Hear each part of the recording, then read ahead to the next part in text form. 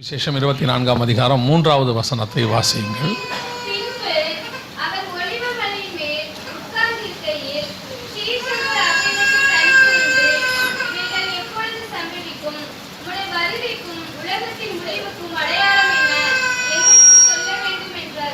கண்களை மூடுவோம். நல்ல தகப்பனே, எங்கள் சர்வ வல்லமை உள்ள ஆண்டவரே, இந்த அருமையான நேரத்திற்காக உமக்கு ஸ்தோத்திரம்.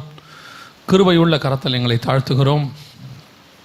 தேவனாகிய கர்த்தர் இந்த 2 நாளும் இந்த 4வது செஷன் வரைக்கும் உம்முடைய கிருபை இரக்கம் தயவு எங்கள் கூட இருந்ததுக்காக ஸ்தோத்திரம்.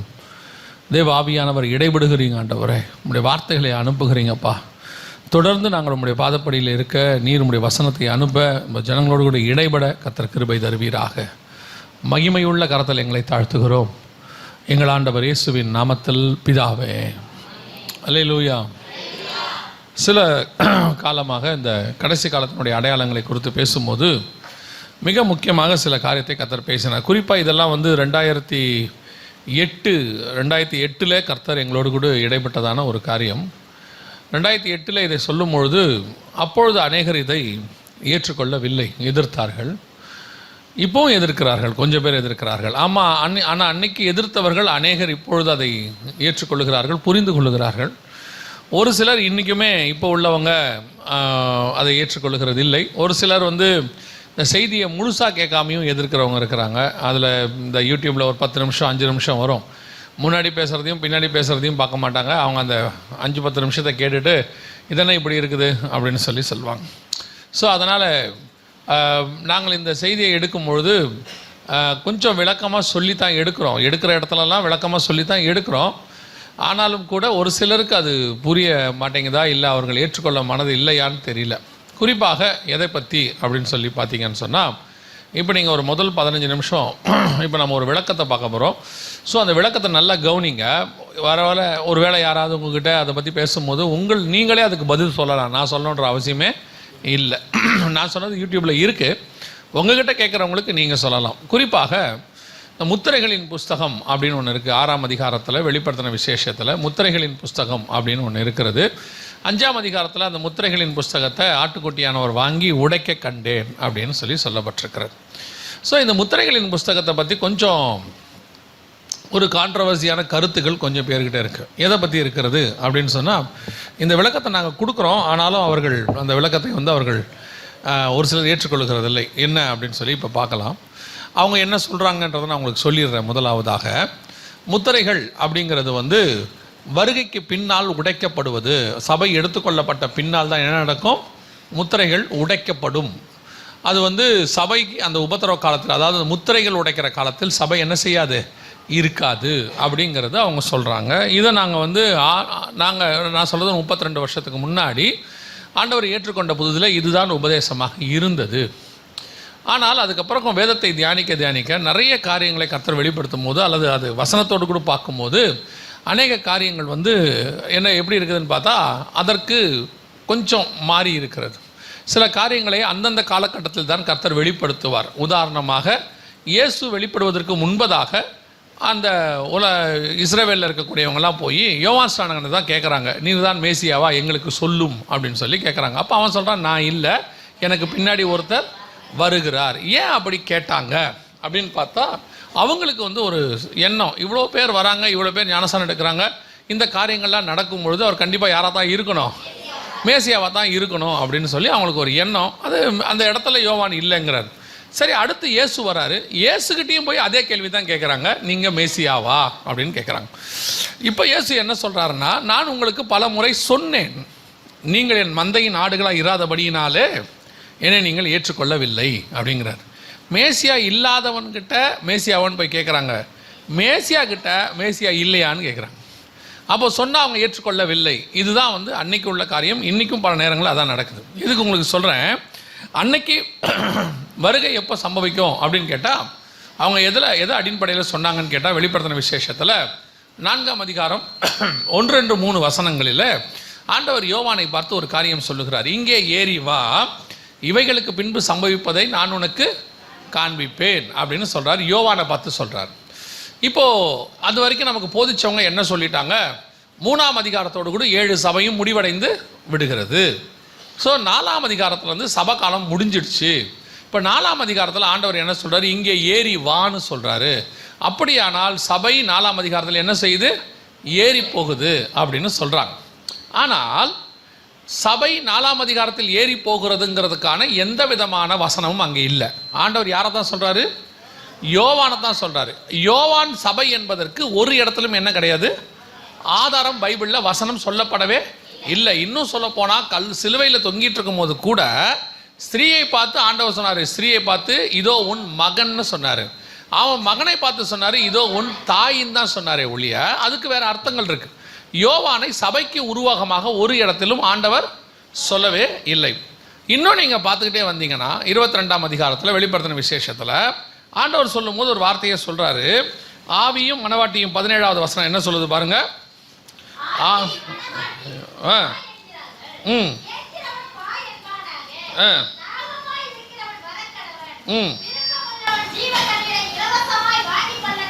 18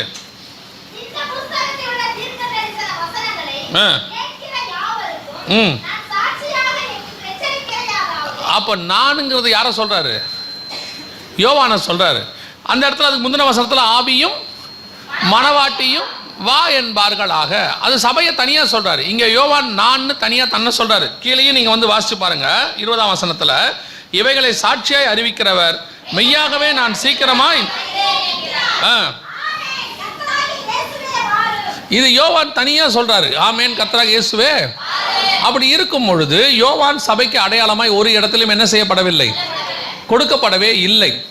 இவங்க இங்கே ஏறிவான் ஆண்டவர் யோவானை பார்த்து சொல்றாரு. யோவான் பரலோக தரிசனங்களை பார்க்கிறார், எல்லாத்தையும் செய்கிறார். சரி, ரெண்டாவது இவர்கள் சபை பரலோகத்துக்கு அந்த 6ஆம் அதிகாரத்துக்கு முன்னாடி போயிடுது அப்படிங்கிறதுக்கு அவர்கள் சொல்லக்கூடிய இன்னொரு மிக முக்கியமான காரியம் என்ன அப்படின்னு கேட்டீங்கன்னு சொன்னா, 7ஆம் அதிகாரத்தில் அவர் ஒரு காரியத்தை சொல்றார்.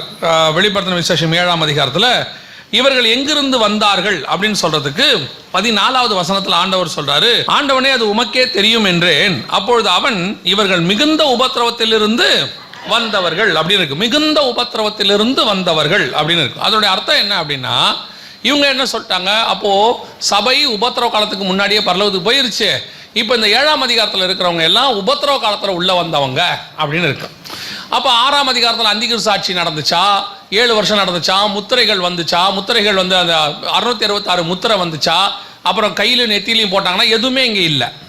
6ஆம் அதிகாரத்தில் எதுவுமே இல்லை. மிகுந்த உபத்திரவம்னா அது 2வது 3 வருஷம், அதான் மிகுந்த உபத்திரவம்னு இருக்கு.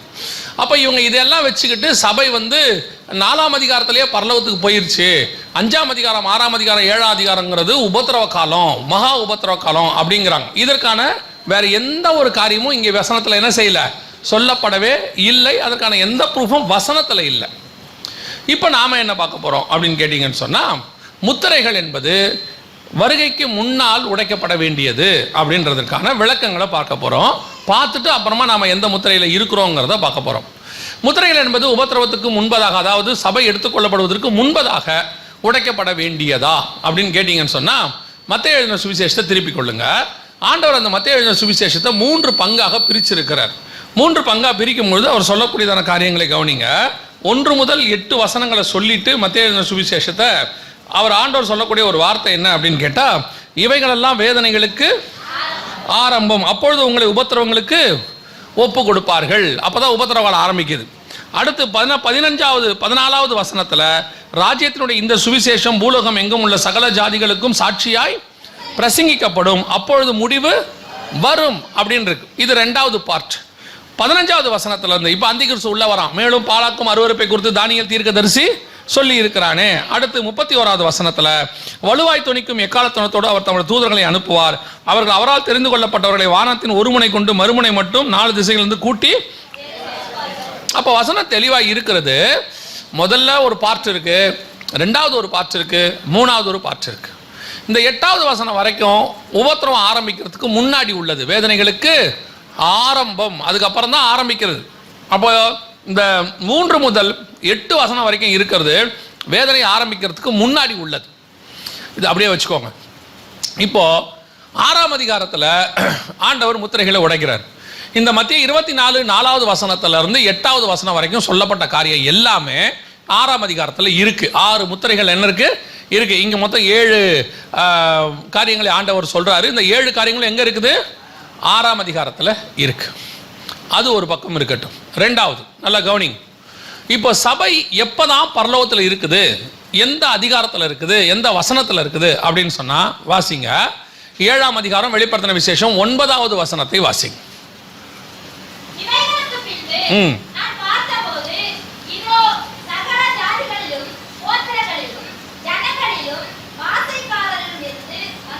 வந்ததும் ஒருவரும் எண்ணக்கூடாததுமாகிய திரளான கூட்டமாகிய ஜனங்கள்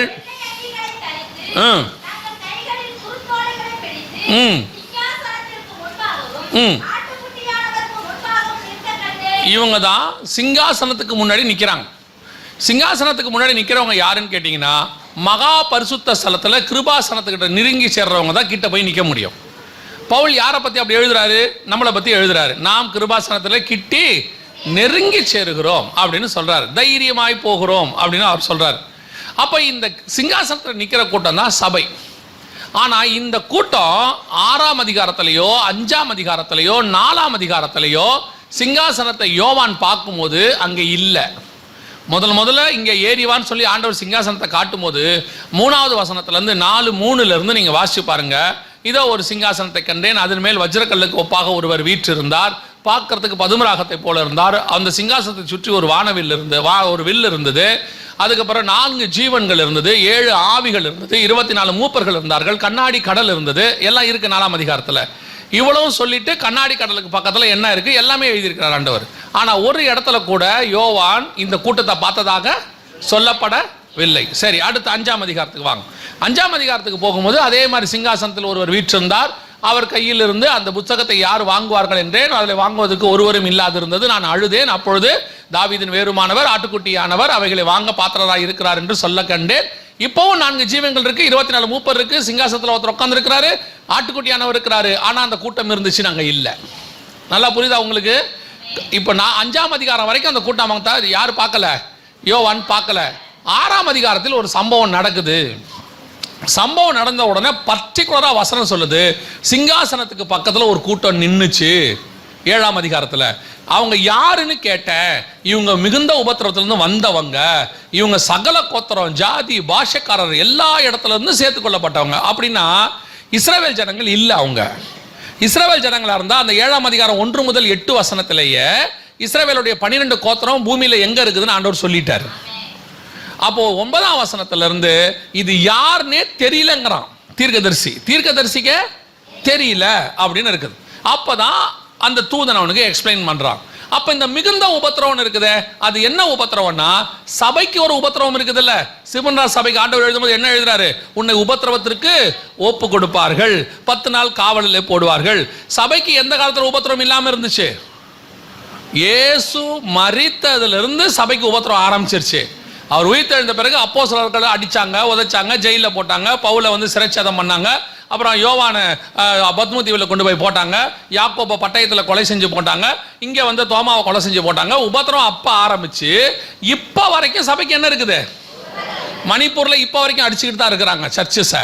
அப்படியானால் இந்த உபத்திரவத்திலிருந்து வந்த ஜனங்கள் அவர்கள். புரியுதா? இப்போ இவங்க என்ன சொல்றாங்க அப்படின்னு கேட்டா, இந்த 6ஆம் அதிகாரத்தில் இந்த 7ஆம் அதிகாரத்தில் சிங்காசனத்துக்கு முன்னாடி நிற்கிற கிரௌடு யாருன்னு கேட்டால் பதிலே சொல்றது கிடையாது. ஒரு பெரிய சிபிஎம்ல இருந்து ஒரு சீனியர் பாஸ்டர் ஃபோன் பண்ணி அவர் இந்த காரியங்கள்லாம் கேட்டுட்டு, அப்போ நான் கேட்டேன், ஐயா இதுக்கு மட்டும் சொல்லிடுங்க, அப்போ உங்களுக்கு விளக்கம் கிடைச்சிரும். இந்த சிங்காசனத்துக்கு முக்கிற 7ஆம் அதிகாரத்தில் நிற்கிறவங்க யாருன்னு நான் படிச்சுட்டு திருப்பி கூப்பிட்றேன்னாரு. 3 வருஷம் ஆச்சு, இன்னும் கூப்பிடல, இன்ன வரைக்கும் கூப்பிடல. நான் குற்றமாக சொல்லவே இல்லை. நாம் சில காரியங்களை யாரோ சொன்னாங்கன்னு ஃபாலோ பண்ணிக்கிட்டே வந்திருப்போம். அந்த நேரம் வரும்போது கர்த்தர் அந்த காரியங்களை யாரோ ஒருத்தரை வச்சு வெளிப்படுத்துவார். அப்படி வெளிப்படுத்தும் போது அதை ஏற்றுக்கொண்டாதான் நமக்கு நல்லது. பாருங்க, இல்லை இன்னைக்கு அவங்க எதிர்க்கிறதுனால ஒரு பிரயோஜனமும் இல்லை. நான் ஆண்டவர் அவர் காரியத்தை செஞ்சுட்டே போக போறாரு. ஆனால் என்னன்னா அநேகரை வஞ்சிக்கிறார்கள். இல்லை இது இல்லை, இது கிடையாது, இதெல்லாம் நடக்கலைன்னு. இந்த 7ஆம் அதிகாரத்தில் வருகிறவங்க யாரு? அப்போ இவங்க எல்லாம் ஒருவேளை இல்லை இது அந்திகிறிஸ்து ஆட்சியில் வந்துச்சு, அந்திகிறிஸ்துவோட காலத்தில் உபத்திரவத்தில் மரிச்சவங்க அப்படின்னா வாசிங்க 15ஆம் அதிகாரம் 2ஆம் வசனம் வாசிங்க. வெளிப்படுத்தல் 15:2 வாசிங்க.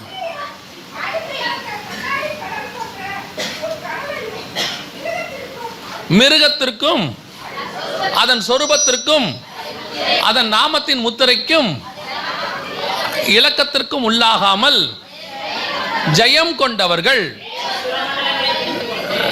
அந்த கண்ணாடி கடல் அருகே நிற்க கண்டேன். இங்க இருக்காங்க பாருங்க, அந்தி கிறிஸ்துவை ஜெயிச்சவங்க இங்க இருக்கிறாங்க பாருங்க.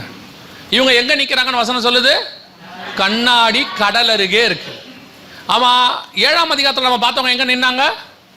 சிங்காசனத்திற்கு பக்கத்துல இருக்கு. சிங்காசனத்துக்கு அடுத்தது தான் கண்ணாடி கடல். இவங்க கண்ணாடி கடல்கிட்ட நிற்கிறாங்க. எல்லாம் வசனம் தெளிவாக தான் இருக்கு. ஆனால் நீங்கள் உட்காந்து பேசி பாருங்க, என்ன தெரியுமா சொல்லுவாங்க? எல்லாம் சரிதாங்க, ஆனால் ஜனங்க ஏற்றுக்க மாட்டாங்கம்பாங்க. ஜனங்க ஏற்றுப்பாங்க. ஏற்றுக்காது போகிறது யார் தெரியுமா? மேலே உட்காந்துருக்கிற ஒரு ஆள், இந்த நடத்துகிற ஒரு ஆள், யாராவது ஒருத்தர் அவங்களுக்கு அதை ஏற்றுக்கொள்ள மனதாக இருக்காது. இப்போ இந்த 6ஆம் அதிகாரம் என்பது வருகைக்கு முன்பாக நடக்க வேண்டியதான மிக முக்கியமான சம்பவங்கள் நடந்துட்டு இருக்கு. 2012 நடக்குது. 2008 ஆண்டவர் இந்த காரியங்களை சொல்லும் பொழுது, அப்போ இதை சொல்லும் போது அப்பயும் இதே மாதிரி தான் எதிர்ப்பு வந்துச்சு. இல்லை முத்திரைகள் எல்லாம் உடைக்கப்படாது, வருகைக்கு பின்னாடி தான் உடைக்கப்படும் அப்படின்னு. அப்போ எனக்கே கொஞ்சம் துக்கமாயிருச்சு. இவ்வளோ சொல்கிறோம், இந்த இதே மாதிரி தான் அந்த கிறிஸ்மஸை பற்றி சொல்லும் போது ஆரம்பத்தில் பயங்கர எதிர்ப்பு, ஈஸ்டரை பற்றி சொல்லும் போது பயங்கர எதிர்ப்பு. இவங்களுக்கு என்னன்னா பாரம்பரியத்தில் ஊறிட்டாங்க ஒரு விஷயத்தில். சத்தியத்தை கேட்கும்போது ஏற்றுக்கொள்வதுக்கு என்ன வர மாட்டேங்குது? மனசு வர மாட்டேங்குது. நம்ம என்ன சொல்கிறோம்? சத்தியத்தை சொல்கிறோம். இல்லை நீங்கள் சொல்கிறது சத்தியம் இல்லை, தப்புன்னு சொன்னால் அப்போ எது சத்தியம்னா அது சொல்லணும்ல. சரி, நம்ம சொல்கிறது தப்புனே இருக்கட்டும், அப்போ எது சத்தியம் அதை சொல்லி கொடுங்க அப்படின்னா அதை விடுங்க. இத்தனை வருஷம் எதை ஃபாலோ பண்ணுமோ அதை ஃபாலோ பண்ணுவோம். இத்தனை வருஷம் ஆண்டவரை ஏற்றுக்கொள்றதுக்கு முன்னாடி எதை ஃபாலோ பண்ணோம், அப்படி அதுவே ஃபாலோ பண்ண முடியுமா? இப்போ இன்னைக்கு நிறைய பேர் அப்படிதான். அப்போ மாறிக்கிட்டோம்ல. இங்கே என்ன பிரச்சனைன்னு கேட்டிங்கன்னா, இயேசுவை ஏற்றுக்கொள்வதற்கு முன்பதாக இவர்களுக்குள் ஒரு மனப்பக்குவம் இருந்துச்சு. என்ன மனப்பக்குவம் இருந்துச்சு? நான் வழிபடுறது தவறு, இயேசு சொல்றது கரெக்டுன்னு அதை விட்டுட்டு இங்கே வந்தாங்க. ஆனால் இங்கே வந்த பிறகு அவங்களுக்கு அந்த மனப்பக்குவம் போயிருச்சு. இங்கே நடக்கிற தப்பு ஏதாவது இருக்கும்போது அதை விட்டுட்டு அந்த சரியானதை ஏற்றுக்கொள்ளக்கூடிய மனப்பக்குவம் இல்லை. அதுதான் இன்னைக்கு இங்கே இருக்கிறதுலே பெரிய பிரச்சனையாக இருக்குது. இப்போ 6ஆம் அதிகாரத்தில் நடக்கிற சம்பவங்கள் அத்தனையுமே 7ஆம் அதிகாரம் 9ஆம் வசனத்தில் தான் சபை பரலோகத்தில் இருக்கு. இவங்களை தான் கூட்டி சேர்த்தார். யார் என்ன ஏது எதுவுமே தெரியாது. ஆனால் உலகத்திலேருந்து எல்லா பக்கத்துலேருந்தும் வந்திருக்கிறாங்கன்னு சொல்லுது. இஸ்ரவேல் ஜனங்களாக இருந்தால் அவங்களை என்ன சொல்லியிருப்பார் தெரியுமா? இஸ்ரவேலிலிருந்து கூட்டி சேர்க்கப்பட்டவர்கள்.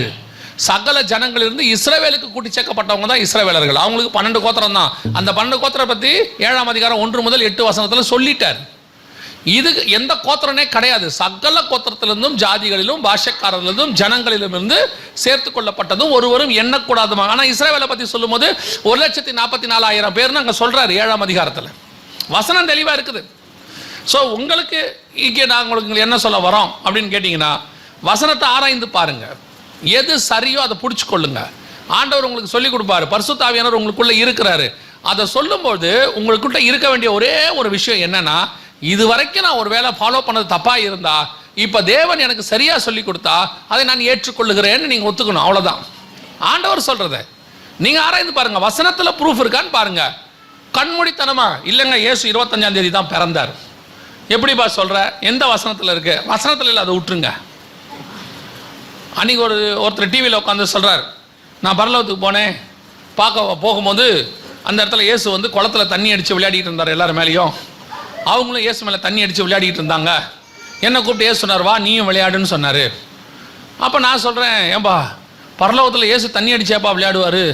5ஆம் அதிகாரம் சொல்லுது, இயேசு கிறிஸ்து உள்ள நுழையும் போது 24 மூப்பர்களும் முகம் குப்புற விழுந்து, என்ன மரியாதை அவருக்கு, அவர் எப்படி ஒரு ஜைஜாண்டிக்கா உள்ள வராரு, அவர் தண்ணி அடிச்சு விளையாடுறாரா?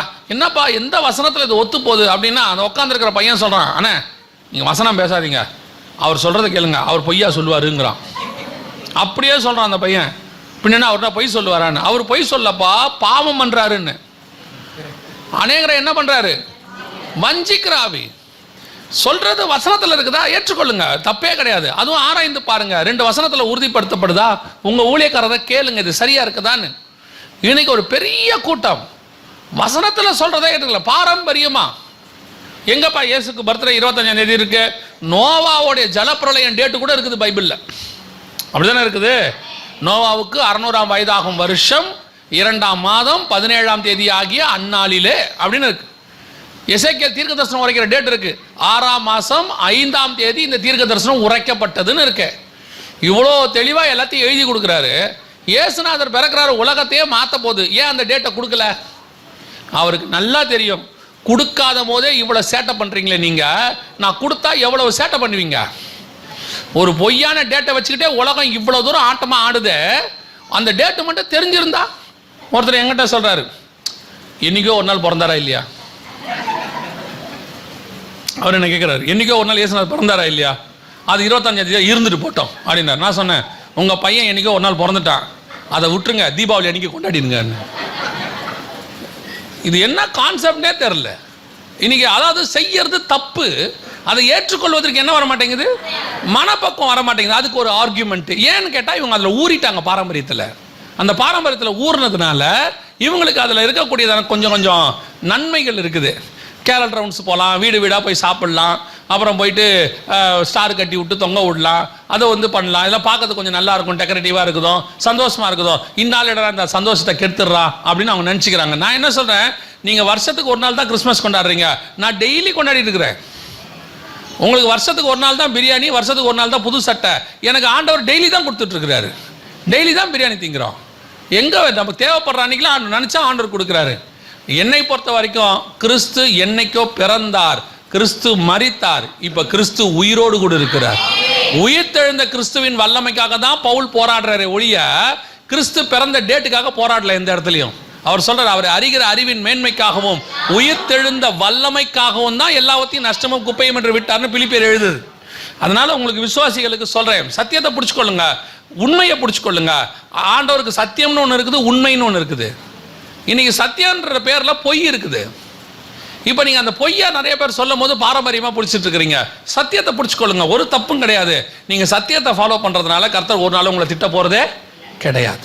ஆனால் ஏன் தெரியப்படுத்துகிறாரு, நீங்கள் ஏற்றுக்கொள்வீங்கன்றதுனால தெரியப்படுத்துகிறார். அல்லேலூயா. இப்போ நம்ம முத்திரைகளின் புஸ்தகத்துக்கு போக போகிறோம். இந்த முத்திரைகளின் புஸ்தகம்னா என்ன அப்படின்னா, வாசிங்க தானியேல் புஸ்தகம் 12ஆம் அதிகாரம் 4வது வசனத்தை வாசிங்க. தானியேல் 12:4 வாசிங்க. தானியேலாகிய நீயோவென்றால் முடிவு காலம் மட்டும் இந்த வார்த்தைகளை புதைபொருளாக வைத்து வைத்து இந்த புஸ்தகத்தை முத்திரை போடு. அப்பொழுது அநேகர் இங்கும் அங்கும் ஓடி ஆராய்வார்கள், அறிவும் பெருகி போகும் என்றான்.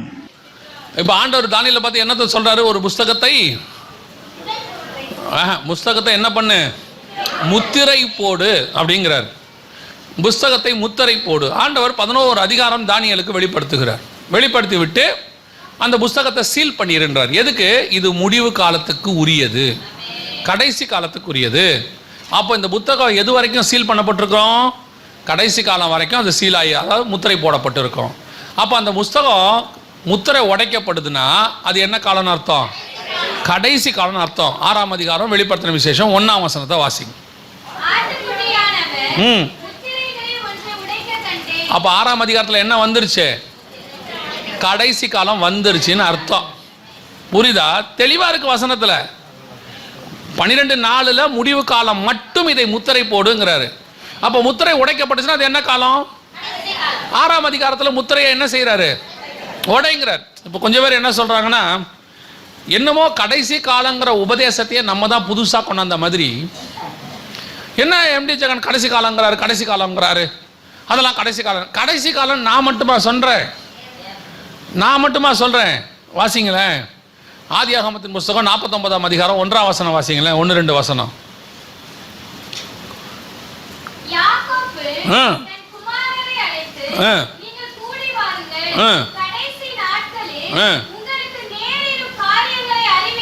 அப்ப கடைசி நாளை பத்தி யார் பேசியிருக்கிறது, யாக்கோபு பேசியிருக்கிறாரு. யாக்கோபு அந்தி கிறிஸ்து வர்றதை பத்தி பேசுவார். அன்னைக்கு ஒருத்தர் சொல்றாரு, ஜெகன் என்ன புதுசா அந்தி கிறிஸ்துன்னு ஒரு ஆளை சொல்றாரு. புதுசாவா நான் சொன்னேன், என்னமோ என் சொந்தக்காரனை ஒருத்தர் கொண்டு வந்து இன்ட்ரோடியூஸ் பண்ண மாதிரி இருக்குது. அங்க அந்தி கிறிஸ்து வர்றதை பத்தி அவர் அங்க பேசுவார். தான் கோத்திரத்தை பத்தி பேசும்போது, தான் வழியில் கிடக்கும் சர்ப்பம், குதிரையின் மேல் ஏறி இருக்கிறவர் மல்லாக்க விழும்படி அவர் குதிங்காலை கடிப்பான்னு இருக்கு. அந்தி கிறிஸ்து வர்றதை பத்தி அங்க எழுதுறாரு அவரு. சரி, அவர் எழுதினார், அவர் மட்டும்தான் எழுதினாரா?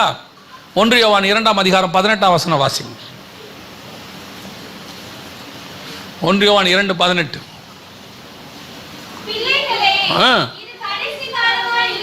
எத்தனாயிரம் வருஷத்துக்கு முன்னாடி? பிள்ளைகளே, இது கடைசி காலமாக இருக்கிறதுன்னு எத்தனாயிரம் வருஷத்துக்கு முன்னாடி? 2000 வருஷத்துக்கு முன்னாடி யோவான் எழுதுறாரு, பிள்ளைகளே இது அப்படின்னா என்ன அர்த்தம்? பரிசுத்த ஆவியானவர் எப்போ ஊற்றப்பட்டாரோ அப்பவே கடைசி காலம் ஆரம்பிச்சிருச்சு. மாம்சமான யாவர் மேல ஆவியை ஊட்டுவேன் கடைசி நாட்களில் யோவேல்ல சொன்ன தீர்க்க தரிசனம் அப்போஸ்தலர் 2ஆம் அதிகாரத்தில் நிறைவேறுது.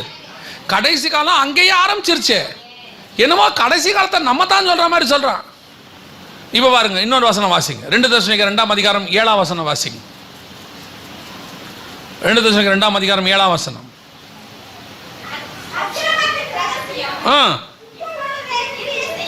எப்பொழுது? இப்பொழுதுனா பவுல் தெசலோனிக்கேயர் புக்கு தான் ஃபர்ஸ்ட் எழுதின புக்கு. புஸ்தகத்திலேயே நீங்க பாத்தீங்கன்னா சுவிசேஷத்துக்கு அப்புறம் பவுல் எழுதின புக்கிலேயே நிருபங்கள்ல ஃபர்ஸ்ட் எழுதுனது என்னது? தெசலோனிக்கேயர் தான் எழுதுறது. தெசலோனிக்கேயருக்கு எழுதும் போது பவுல் சொல்றாரு, அக்கிரமத்தின் ரகசியம் இப்பவே கிரியை செஞ்சுக்கிட்டு இருக்குங்கிறாரு. அப்ப கடைசி காலத்துல அவர் யாரை பத்தி எழுதுறாரு தெரியுமா? 7 வருஷம் உபத்திரவ காலத்துல அந்திகிறிஸ்துவை பத்தி எழுதுறாரு. அந்த இடத்துல அவன் வந்து உட்கார்ந்திருப்பான். 4ஆம் வசனத்துல சொல்றாரு, அவன் எதிர்த்து நிற்கிறவனாயும் தேவன் எனப்படுவது எதுவோ ஆராதிக்கப்படுவது எதுவோ எல்லாவற்றுக்கும் மேலாக தன்னை உயர்த்துகிறவனாயும் தேவனுடைய ஆலயத்தில் தேவன் போல உட்கார்ந்து தன்னைத்தான் தேவன் என்று காண்பிக்கிறவனாயும் இருப்பான். அவனை பத்தி அந்திகிறிஸ்துவை பத்தி கிபி 45 பவுல் எழுதுறாரு. அப்பவே சொல்றாரு, அக்கிரமத்தின் ரகசியம் இப்பவே கிரியை செய்யுது. யோவான் எழுதுறாரு, பிள்ளைகளே இது கடைசி காலம். என்னமோ நம்ம தான் 2000 வருஷம் கழிச்சு புதுசா சொல்ற மாதிரி சொல்றான். அவங்க நல்ல வேலை, அவங்க இருந்தா அவங்களையும் யூடியூப்ல திட்டிருப்பான். யோவானுக்கு வேற வேலை இல்லை, கடைசி காலம் என்று ஜனங்களை பயமுறுத்தி கொண்டிருக்கிறார் அப்படின்னு. பின்ன அவரும் அதானே எழுதுறாரு, பிள்ளைகளே இது கடைசி காலமா இருக்கிறதுன்னு. பேதுருவும் அதை தானே எழுதுறாரு. இன்னைக்கு பைபிள் வந்து கடைசி காலத்தை பத்தி அன்னைக்கே எழுதி வச்சிருச்சு. அன்னைக்கே இருந்ததாக அவர்கள் நம்பினார்கள். எழுதும் போது அவர் நம்புறாரு, யோவான் நம்புறாரு, கடைசி காலம் இப்பவே வந்துருச்சு, நம்மலாம் போறோம்னு ஆவல்ல இருக்கிறாரு. இந்த போறவனுக்கு கடைசி காலத்தை பத்தி ஆவல் இருக்கும், அதை கடைசி காலம் நினைச்சுப்பான். இந்த போவாத பயலுவுக்கு தெரியாது. அதை பத்தி அவன் யோசிக்க போதில்ல, சொன்னாலும் பயப்படுவான். இந்த நல்லா படிச்ச பையன் எக்ஸாம் வந்துருச்சுன்னா என்ன சொல்லுவான்? எக்ஸாம் வந்துருச்சா, அப்ப நல்லபடியா படிச்சு எழுதி அடுத்த கிளாஸுக்கு போனோம்பா. இந்த ஃபெயில் ஆகிறவர் இருக்காமல, என்ன அதுக்குள்ள சொல்லிட்டாங்க, என்ன உடனே எக்ஸாம் வச்சுட்டாங்க, இந்த இப்ப மார்ச் மாசமே வச்சுட்டாங்க எக்ஸாம் எல்லாருக்கும். பசங்க கேட்கறான், என்ன மார்ச்லயே வச்சுட்டான், அப்போ 2 மாசம் லீவ் விடுவாங்களா, கொஞ்சம் தள்ளி வைக்க கூடாதா ஏப்ரல்? இவன் கேட்கறான் கவர்மெண்ட்டுக்கு. ஒரு பையன் என்ன கேட்டான், அப்ப இந்த வருஷம் கொரோனாக்கு வாய்ப்பு இல்லையான்னா. இந்த படிக்காதவனுக்கு என்ன தோணுது, பரிச்சா வேணாங்கிறான். நல்லா படிச்சவன் என்ன தெரியுமா சொல்றான், இந்த சீக்கிரம் வச்சு முடிச்சிங்கன்னா ஒரு 2 மாசம் ஃப்ரீயாவது இருக்கலாம், நம்ம போய் இளையப்பாறதுக்குள்ள பிரவேசிக்கலான்றான். அதைத்தான் நாங்களும் சொல்றோம், இந்த இயேசுநாதர் சீக்கிரம் வந்தாருன்னா நம்ம போய் இளையப்பாறதுல பிரவேசிக்கலாம். இந்த பாதி கட்டடத்தில் நிக்கிறவனுக்கு கொஞ்சம் கஷ்டமா தான் இருக்கும். ஒரு பையன் வந்து என்ன கேட்டான், 3 மாசத்துக்குள்ள இயேசு கண்டிப்பா வந்துருவாரான்னா. ஏன் அப்படி கேட்கறேன்ல, வருஷம் வராருங்கிறீங்களா, ஒரு 3 மாசத்துக்குள்ள வந்துருவாரான்னா. அது என்னடா 3 மாசம் கணக்குன்னு? இல்லை வீட்டில் பொண்ணு பார்த்துருக்குறாங்கன்னு ஒரு 3 மாசத்துல கல்யாணம். அதான் நான் கேட்டேன், ஏன்டா வருகையே வரப்போது கல்யாணமாடா முக்கியம்னு கேட்டேன். இப்போ அவன் சொன்னான், உங்களுக்கு ஆய்ப்போச்சு இல்லை, நீங்கள் அப்படித்தான் பேசுவீங்க. இப்போ நமக்கு வருகை முக்கியமா இருக்கு, அவனுக்கு என்ன கல்யாணம் முக்கியமா இருக்கு. ஆனா எனக்கு ஒரு நம்பிக்கை இருக்கு, அவன் கல்யாணம் பண்ணனா வருகைக்கு ஆயத்தமாயிருவான். ஏன்னா ஆண்டவர் சொல்லிட்டார், இவன் மிகுந்த உபத்திரவத்திலிருந்து வந்தவன், அந்த லிஸ்ட்டுக்கு வந்துருவான் அவன். கவனிங்க, அப்போ கடைசி காலம் என்பது அப்பவே தொடங்கிருச்சு. எப்போ? யாக்கோபு காலத்துல தொடங்கிருச்சு. அந்த முத்திரை எப்போ உடைக்கப்படும்னா கடைசி காலத்தில் உடைக்கப்படும். அப்போ 6ஆம் அதிகாரத்தில் 1ஆம் வசனத்தில் முத்திரை என்ன செய்யப்படுது? உடைக்கப்படுது. 7ஆம் அதிகாரம் 9ஆம் வசனத்தில் சபை எங்க இருக்குது? பரலோகத்தில் இருக்கு. அப்போ முத்திரை உடைக்கப்பட்டு சபை பரலோகத்துக்கு போறதுக்குள்ள நடக்க வேண்டிய சம்பவங்கள் தான் அங்கே சொல்லப்பட்டிருக்கிறது. புரியுதா? அப்ப நல்லா கவனிச்சு பாருங்க, மத்திய 24ஆம் அதிகாரம் 4ஆம் வசனத்துல இருந்து 8ஆம் வசனம் வரைக்கும் வேதனைகள் ஆரம்பிக்கிறதுக்கு முன்னாடி வரைக்கும் 7 அடையாளங்களை ஆண்டவர் சொல்றாரு. அவர் சொல்ற அத்தனை அடையாளமும், அதாவது எண்ணாமத்தை எடுத்துக்கொண்டு அநேகர் வருவார்கள், ஜனத்துக்கு விரோதமாய் ஜனம், ராஜ்யத்துக்கு விரோதமாய் ராஜ்யம், அப்புறம் வந்து யுத்தங்களின் செய்திகளையும் கேள்விப்படுவீர்கள், பஞ்சங்கள், கொள்ளை நோய்கள், பூமி எதிர்ச்சிகள். 7 சொல்றார். இந்த 7 அப்படியே இங்க இருக்கும். எங்க இருக்குது? 6ஆம் அதிகாரத்துல இருக்கும். கரெக்டா அது முடியும், ஒரு கூட்டம் பரலோகத்துல வந்து நிற்கும். அதைத்தான் ஆண்டவர் சொல்றாரு, இவைகள் சம்பவிக்கும் போது உங்கள் மீட்பு சமீபமாக இருப்பதால் அப்படிங்கிறார். ஸோ உங்களுக்கு சொல்றேன், நீங்க வஞ்சிக்காதபடிக்கு என்ன செய்யுங்க? எச்சரிக்கையா இருங்க. இப்போ நான் ஒரு இன்னொரு ஆப்போசிட்டா உங்களுக்கு சொல்றேன். இப்போ இது வந்து கடைசி காலம், முத்திரைகள் உடைக்கிறாங்க அப்படின்னு சொல்லி நீங்க நல்லா ஜாக்கிரதையா ஆயிட்டீங்கன்னு வச்சுங்க, அதுல உங்களுக்கு ஏதாவது நஷ்டம் இருக்குதா? ஏதாவது நஷ்டம் இருக்குதா? சரி நான் சொல்கிறபடி இது முத்திரை காலமே இல்லை, இன்னும் கொஞ்சம் தள்ளி வரட்டும். ஆனால் நீங்கள் ஆயத்தமாகறதுல எதாவது நஷ்டம் இருக்குதா? ஏன்னா ஆயத்தம் 1ஆம் நூற்றாண்டுலேருந்து ஆண்டவர் சொல்கிறார், ஆயத்தமாக இருங்க, மனுஷகுமாரன் நினையாத நாளிகையிலே வருவார். இப்போ நம்ம சொல்கிறதுனால நீங்கள் ஆயத்தமாகறீங்கன்னு வச்சுங்க. ஏன்னா நம்ம ஆயத்தமாக தான் சொல்கிறோம். முத்திரைகள் உடைக்கப்படுது, சரி ஓகே ரைட்டு, முத்திரைகள் உடைக்கப்படுது, ஆயத்தமாகும். நீங்கள் ஆயத்தமாக தொடங்கிட்டீங்க, அதில் என்ன நஷ்டம்னு கேட்குறேன். ஒரு நஷ்டமும் கிடையாது. டிலே ஆனால் ஆகிட்டு போகுது. அவர் வந்தால் வந்துட்டு போகிறோம், ஆயத்தமான போக போகிறோம். சரி இப்படி வச்சுக்கோங்க, முத்திரைகள் காலம் இன்னும் இருக்குது, டோன்ட் வரி, இன்னும் வந்து காலம் செல்லும் அப்படின்னு சொல்லும் போது நீங்கள் ஆயத்தமாகாமல் இருந்தால் ஆண்டவர் வந்தால் நஷ்டமா இல்லையா? எப்படி எடுத்தாலும் ஆயத்தமாகிறது நல்லது தானே. இன்னைக்கு ஒரு கூட்டத்தை நிர்விசானப்படுத்துறதுக்குனே ஒரு குரூப் உட்காந்துருக்கு. ஜனங்களை லகுவா வச்சுக்கணும்னு நினைக்கிறாங்க, சந்தோஷமா வச்சுக்கணும். நாங்கள் என்ன சொல்றோம், உங்களை சந்தோஷமா வச்சுக்க நினைக்கிறோம், இங்க இல்ல பரலோகத்தில். ஏன்னா இங்க இருக்கிற நீங்க நினைக்கிற அத்தனை சந்தோஷமும் ஒரு நாள் ஒளிந்து போகும், கண்டிப்பாக ஒளிந்து போகும். ஒளியாத நித்திய சந்தோஷம் ஒன்று இருக்கு, அதுக்கு ஆயத்தப்படுங்கன்றோம், அவ்வளவுதான். இன்னைக்கு உலகம் வந்து இந்த தற்காலிக சந்தோஷத்துக்கு ரொம்ப இம்பார்ட்டன்ஸ் கொடுத்துக்கிட்டே இருக்குது. இப்போ நாம முத்திரைகளை பார்க்க போகிறோம். இந்த முதலாவது முத்திரை 2012 உடைக்கப்பட்டுருச்சு. அப்பவே அதுக்கான காரியங்கள்லாம் நடந்துருச்சு. முதல்ல இந்த 6ஆம் அதிகாரத்தில் 4 குதிரைகள் பற்றி இருக்குது. 6ஆம் அதிகாரம் 2ஆம் வசனத்தில் வெள்ளை குதிரை, 6ஆம் அதிகாரம் 4ஆம் வசனத்தில் சிவப்பு குதிரை, 6ஆம் அதிகாரம் 5ஆம் வசனத்தில் கருப்பு குதிரை, 6ஆம் அதிகாரம் 8ஆம் வசனத்தில் மங்கின நிறமுள்ள குதிரை. 4 குதிரை இருக்குது. இந்த 4 குதிரை எதை குறிக்கிறது அப்படின்னு கேட்டீங்கன்னு சொன்னா வாசிங்க, சகரியாவின் புஸ்தகம் 6ஆம் அதிகாரம் 4ஆம் வசனம் வாசிங்க. சகரியா 6:4.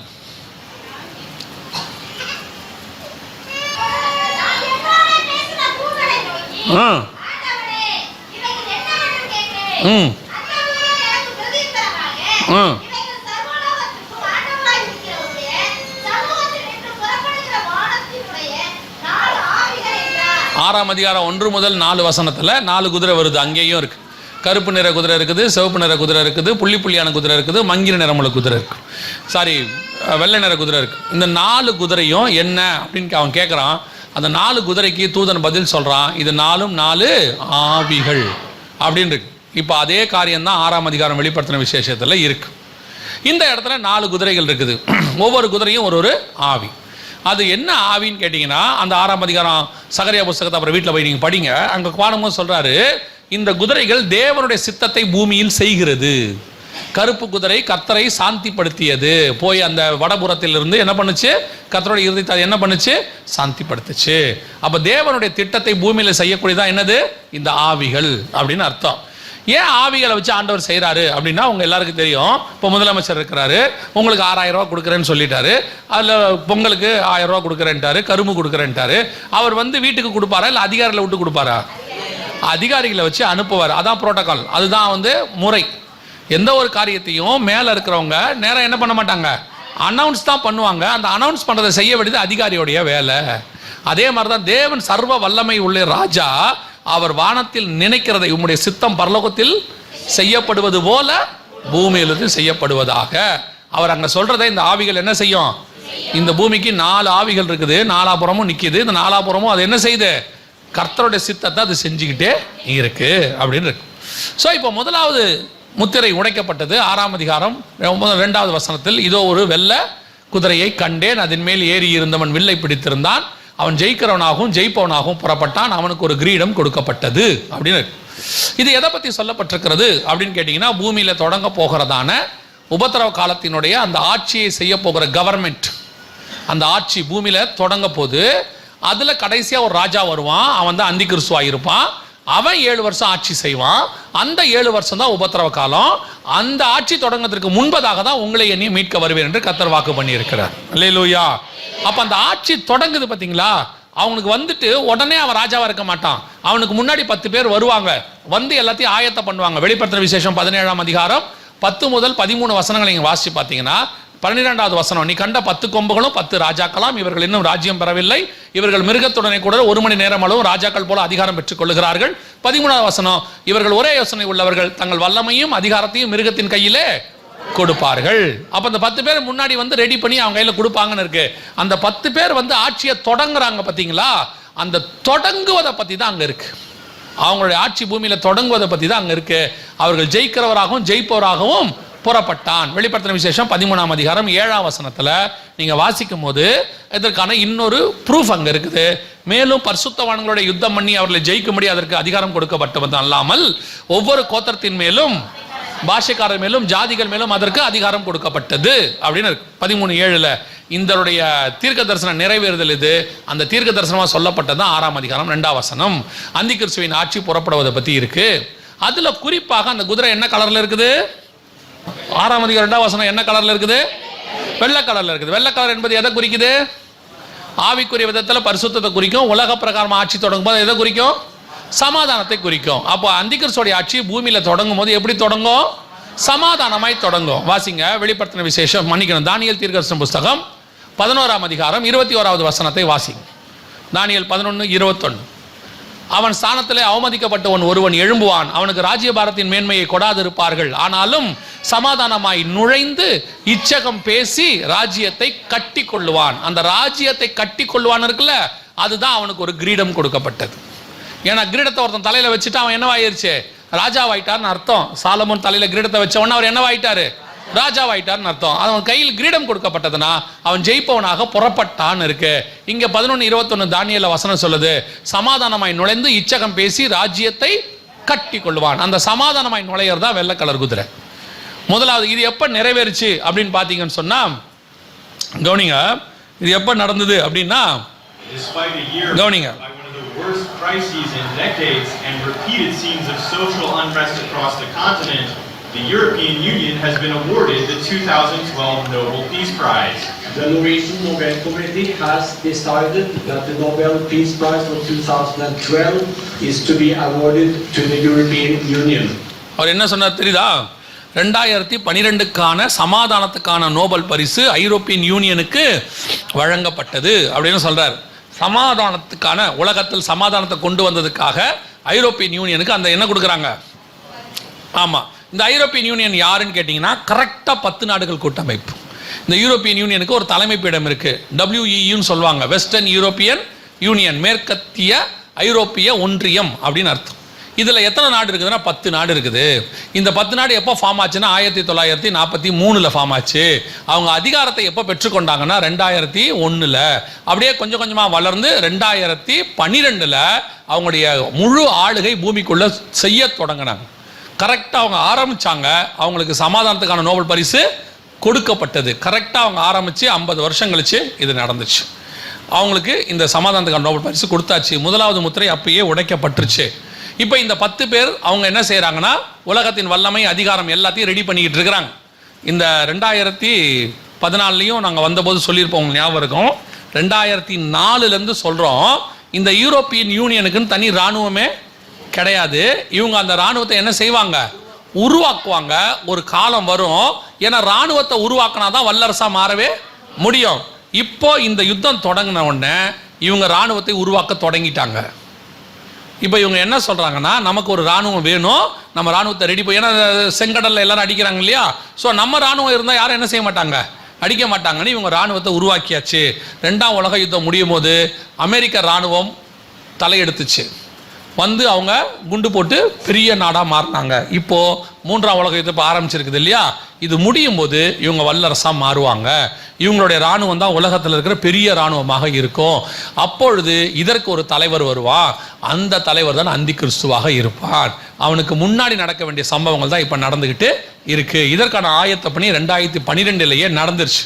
இதை நாங்கள் 2012 சொல்லிக்கிட்டே வரோம். சரி, இப்போ நம்ம 2வது முத்திரைக்கு போவோம். ஏன்னா இது எல்லாத்தையும் எக்ஸ்பிளைன் பண்ணுறதுக்கு நமக்கு என்ன இல்லை, நேரம் இல்லை. இப்போ நம்ம 2வது முத்திரைக்கு போவோம். 6ஆம் அதிகாரம் 4ஆம் வசனம், வெளிப்படுத்தின விசேஷம் வாசிங்க.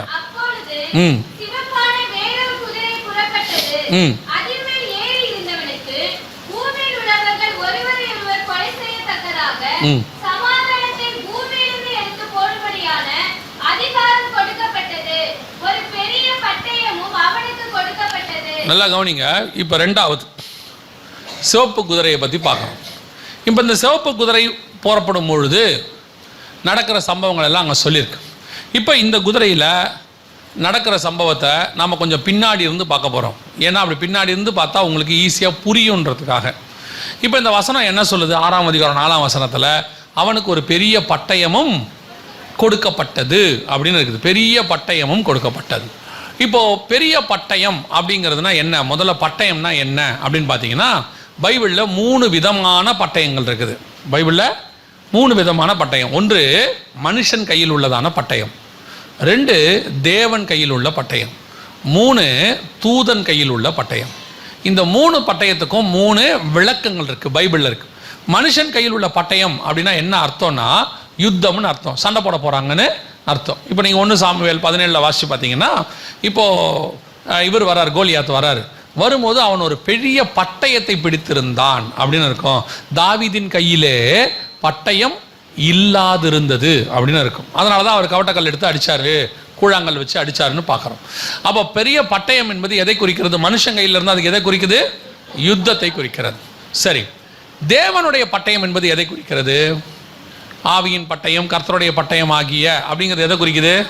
வசனத்தை குறிக்குது. எபேசியருக்கு நிருபம் 6ஆம் அதிகாரத்தில் நீங்கள் வாசிக்கும் போது ஆவியின் பட்டயமாகிய வார்த்தை, கர்த்தருடைய வார்த்தை அப்படின்னு சொல்லப்பட்டிருக்கு.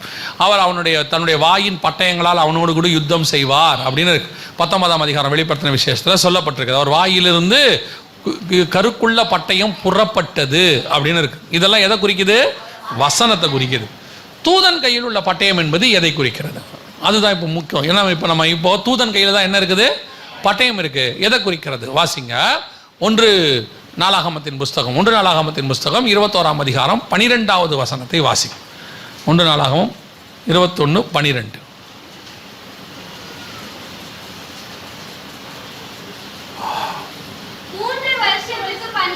3 வருஷத்து பஞ்சமோ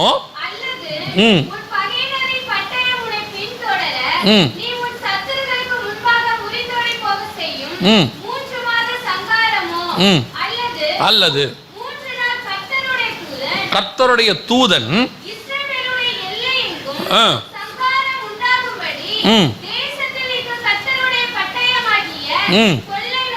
அப்ப கர்த்தருடைய தூதனுடைய பட்டயம் என்பது எதை குறிக்குது? கொள்ளை நோயை குறிக்குது. 16வது வசனம் வாசி.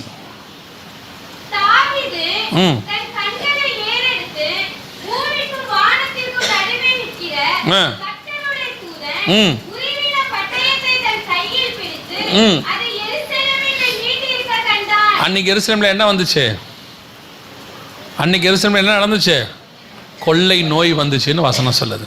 அப்போ கர்த்தருடைய தூதன் கையில் பட்டயத்தை பிடித்திருந்தா அதுக்கான அர்த்தம் என்ன? கொள்ளை நோய் அர்த்தம். ஆண்டவர் 4 விதமான வாதைகளில் தான் மனுஷனை வாதிக்கிறாருன்னு பைபிளில் தெளிவாக இருக்குது. நீங்கள் பழைய ஏற்பாடு ஃபுல்லாக எரேமியா, எசேக்கியேல் எல்லாம் வாசித்து பாருங்கள். திருப்பி ஆண்டவர் சொல்வார், பஞ்சத்தினாலும் பட்டயத்தினாலும் கொள்ளை நோயினாலும் அடுத்து சாவினாலும், அதாவது இயற்கை பேரழிவுகள்னாலும் ஆண்டவர் அவங்களை என்ன செய்கிறாரு? வாதிக்கிறாருன்னு வசனம் சொல்லுது. இப்போ இந்த இடத்துல கொள்ளை நோய் அப்படின்னு சொல்லுது பட்டயம். இப்போ நீங்கள் 6ஆம் அதிகாரம் 4ஆம் வசனத்துக்கு வந்துருங்க. இப்போ அவனுக்கு ஒரு பெரிய பட்டயம் கொடுக்கப்பட்டது. அப்போ பட்டயம்னா என்ன? அப்போ ஒரு பெரிய கொள்ளை நோய் கொடுக்கப்பட்டது. அதுக்கு முந்தின லைன், இப்போ அந்த கொள்ளை நோய் எப்படி அவங்கள பூமியில் உள்ளவங்களை பாதிக்க போகுது அப்படின்னு அந்த வசனத்தை பார்த்தீங்கன்னா, பூமியில் உள்ளவர்கள் ஒருவரை ஒருவர் கொலை செய்யத்தக்கதாக சமாதானத்தை பூமியிலிருந்து எடுத்து போடும்படியான அதிகாரம் கொடுக்கப்பட்டது. இப்போ இந்த ஜனங்களை எப்படி கொல்ல போகுது? பூமியில் உள்ளவர்கள் ஒருவரை ஒருவர் கொலை செய்யத்தக்கதாக அப்படின்னு இருக்கு. ஒரு கொள்ளை நோய் ஒருத்தர் மூலமா இன்னொருத்தருக்கு பரவி உலகம் முழுக்க பரவி ஒரு பெரிய மரணம் வருதும் அப்படின்னு பைபிள் சொல்லுது. ஒருவரை ஒருவர் கொலை செய்யத்தக்கதாக பூமியில இது நடக்கும், பூமி முழுக்க நடக்கும்னு இருக்குது.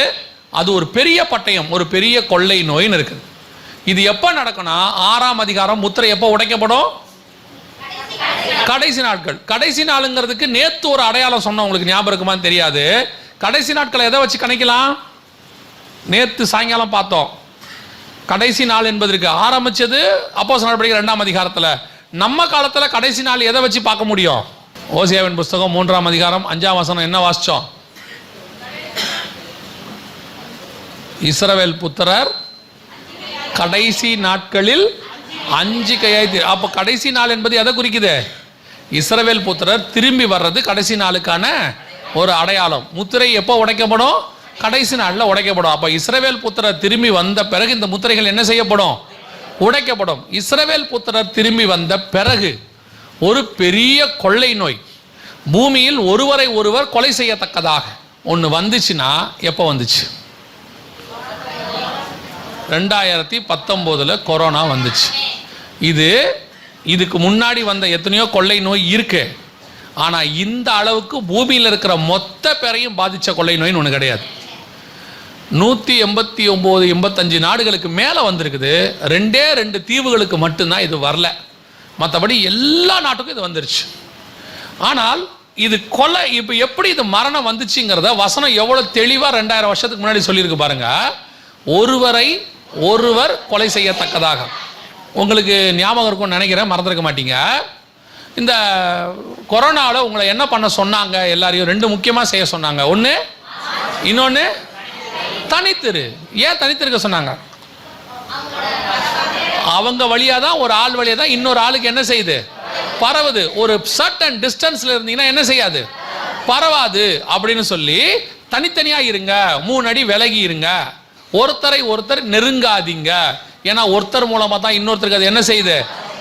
சைனாவில் ஊகான் மாநிலத்தில் ஆரம்பிச்சது, உலகம் முழுக்க இருக்கிற அத்தனை பேருக்கும் அது என்ன செஞ்சிச்சு? பரவிருச்சு. இப்படியே பரவி பரவி ஒருத்தர் மூலமா.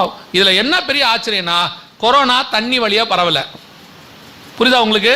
கொரோனா காத்து வழியா பரவல. காத்து வழியா பரவி இருந்துச்சுன்னா அப்படியே எல்லா பக்கமும் போனோம். ஆனா கொரோனா 3 அடி தான் போகும், அதுக்கு மேல போகாது. அப்ப அதோடைய ஃபோர்ஸ் என்னன்னா, ஒரு மனுஷன் எவ்வளவு தூரம் தும்புறானோ, எவ்வளவு தூரம் அவன் பேசுறானோ, ஃபோர்ஸ் மூச்சு காத்து போதோ அவ்வளவு தூரம் தான் அது போகும். புரியுதா உங்களுக்கு? ஒருவரை ஒருவர் கொலை செய்யத்தக்கதாக. இது எப்ப நடந்தது? நம்ம கண்ணுக்கு முன்னாடி நடந்துச்சு. இப்ப நம்ம ஆட்களுக்கு என்ன பிரச்சனைன்னு கேட்டீங்கன்னா, தீர்க்க தரிசனம் நடந்துச்சுன்னா ஒத்துப்பான். அன்னைக்கு ஆண்டவர் வந்தார், தேவாலயத்தை ஆமா ஆண்டவர் சொன்னபடி கரெக்டா நடந்துச்சு, தீர்க்க தரிசனம் நிறைவேறி விட்டது.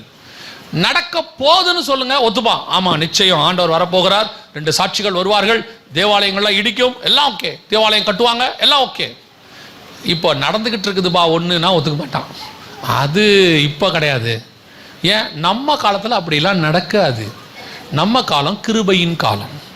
நம்ம காலத்தில் ஆண்டவர் என்ன செய்ய மாட்டார்? இதையெல்லாம் அனுமதிக்க மாட்டார். நம்ம தேவன் ரொம்ப கிருபை உள்ளவர் அப்படி சொல்லிங்க. இப்போ எப்படி அனுமதிச்சாரு? இப்போ கொரோனா வந்துச்சா இல்லையா? கிட்டத்தட்ட எத்தனையோ கோடி பேர் செத்து போனாங்க. கண்ணுக்கு முன்னாடி கோடியில் செத்து போனாங்க.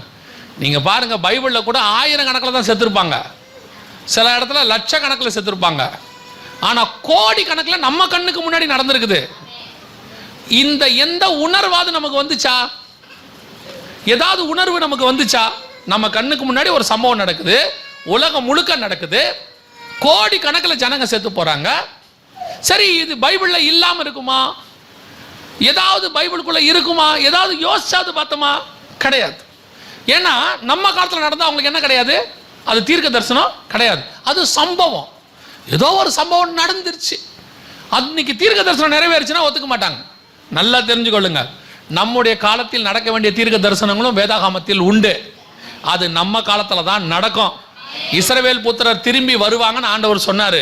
1948 வந்தாங்க. 2000 வருஷமா நடக்காத தீர்க்க தரிசனம். எருசலேம் தலைநகரா மாறும்னாரு. 2018 மாறுச்சு. நம்ம காலத்தில் நடந்த தீர்க்க தரிசனம். அப்ப நம்ம காலத்தை பத்தின தீர்க்க தரிசனமும் பைபிள்ல இருக்குல்ல. இவனுக்கு அந்த உணர்வு வராது, அது நம்ம காலத்துதுன்னு வராது. அது நடக்கும், ஒத்துக்கிறோம். முடிஞ்சிடுச்சு, ஒத்துக்கிறோம். ஏன்னா தேவன் எப்படிப்பட்டவர்? கிருபை உள்ளவர். ஒன்னு தெரிஞ்சுக்கொள்ளுங்க, தேவன் ஒரு பக்கம் தான் கிருபை உள்ளவர், இன்னொரு பக்கம் நீதி உள்ள நியாயாதிபதி. அவர் கிருபையா இருப்பாரு, அதே நேரத்தில் வார்த்தையை நிறைவேற்றவும் செய்வார்.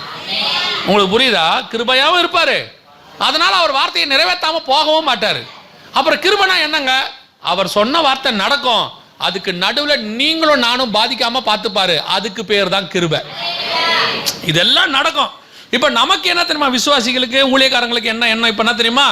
அதெல்லாம் நடக்கவே கூடாது. கர்த்தர் எப்படிப்பட்டவர்? அதெல்லாம் நடக்க விட மாட்டார். வந்துச்சா இல்லையா? இதுல இன்னொரு கூட்டம் இருக்கு. இன்னொரு கூட்டம் என்ன தெரியுமா?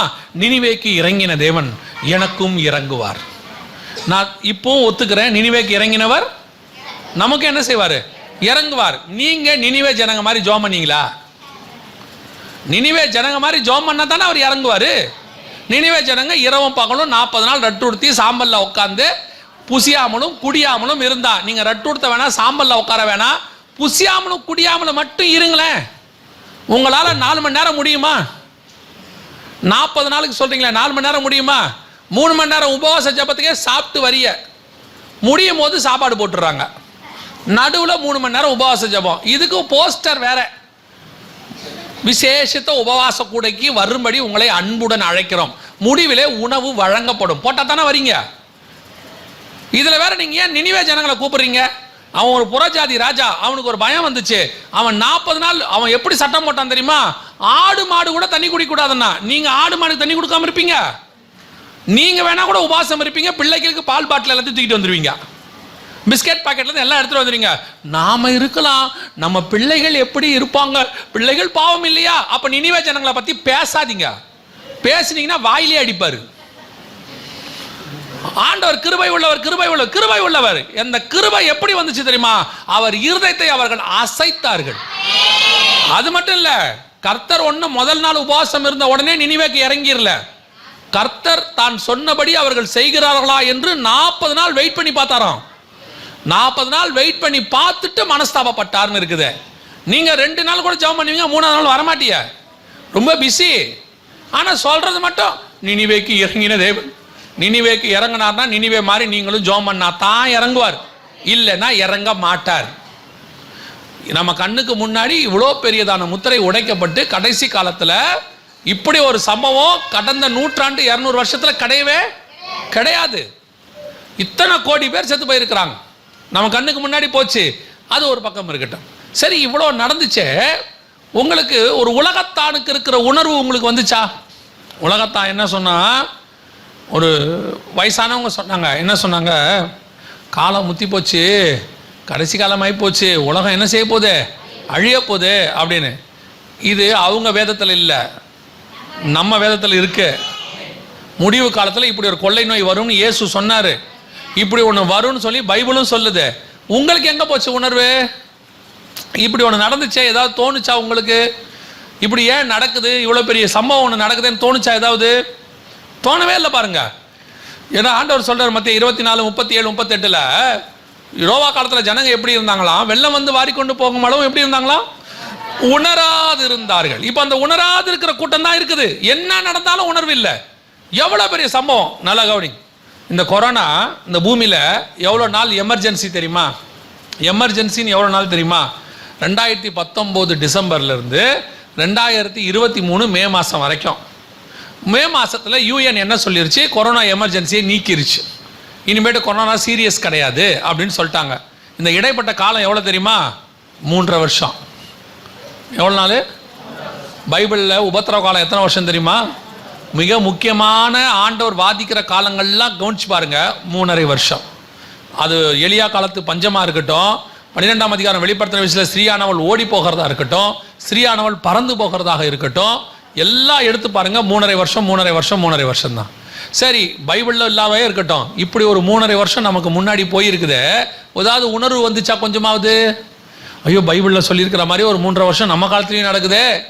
அங்கே ஆண்டவர் கேட்குறாரு, 3 வருஷத்து பஞ்சமோ, 3 வருஷத்து 3 ஆள் கொள்ளை நோயோ, அதே மாதிரி நம்ம காலத்தில் ஒரு 3.5 வருஷம் நடந்திருக்குது. உணர்வு இல்லாத இருதயம் வந்து போச்சு. நமக்கு அதை பற்றிலாம் ஒன்றும் இல்லை. கொரோனா வந்த உடனே ஒரு ஆண்டவரே ஆண்டவரே ஆண்டவரே ஆண்டவரே, சரியான உடனே போயிட்டு வாங்க ஆண்டவரே, அவ்வளோதான். உணர்வு இல்லாத இருதயம். 2வது முத்திரை நம் கண்களுக்கு முன்பாக என்ன இருக்குது? உடைஞ்சு போயிருக்குது. ரொம்ப கேர்ஃபுல்லாக இருந்து கொள்ளுங்க. ஒரு கூட்டம் இதெல்லாம் இல்லைன்னு உங்களை வஞ்சிக்குது. இல்லை, பெரிய விஷயமே என்ன தெரியுமா? ஒரு விஷயம் பைபிளில் சொன்னது நடக்கும்போது அது சபைக்கு தெரியாமல் இருக்குது பாருங்க. அதை மாதிரி மோசமான விஷயம் வேற ஒன்றுமே இல்லை. கர்த்தர் சபைக்கு தெரியப்படுத்த விரும்புகிறார். ஆவியானவர் சபைகளுக்கு சொல்லுகிறதை காதுள்ளவன். ஆனா ஏன் காதுள்ளவன்ற வார்த்தையை போறார் தெரியுமா? அவர் சொல்ல விரும்புறாரு. உட்கார்ந்து இருக்குது, காது இருக்குதா? கேட்கிற காது வேணும்ல. கேட்கிற காது நமக்கு ஒன்று வேணும் இல்லையா? நல்லா கவனிங்க. அப்போ என்ன வேணும்? கேட்கிற காது வேணும். அது ஆண்டவர் அதனால தான் சொல்றார், ஆவியானவர் சபைகளுக்கு சொல்லுகிறதை காது உள்ளவன் கேட்க கடவன். இன்னைக்கு சபை இதை தெரிஞ்சுக்கிட்டு சபை போய் யாருக்கு சொல்லணும்? உலகத்துக்கு சொல்லணும். இப்படி ஒரு காரியம் வரப்போதான், ஆயத்தப்படுங்க. நல்லா பாருங்க, நினிவேவாக இருக்கட்டும், மோவாபாக இருக்கட்டும், அல்லது எருசலேமாக இருக்கட்டும், எல்லாருக்கும் பாருங்க தேவன் தீர்க்கதரிசியில அனுப்புவார். போய் சொல்லு. சோதோமுக்கு கூட ஆண்டவர் என்ன பண்ணார் தெரியுமா? லோத்துவை அனுப்பி வச்சாரு. எல்லாரையும் அனுப்புவார் ஆண்டவர். ஆண்டவர் முன்னெச்சரிக்கை கொடுக்காம என்ன பண்றது இல்லை, எந்த ஒரு நியாய தீர்ப்பையும் கொடுக்கறது இல்லை.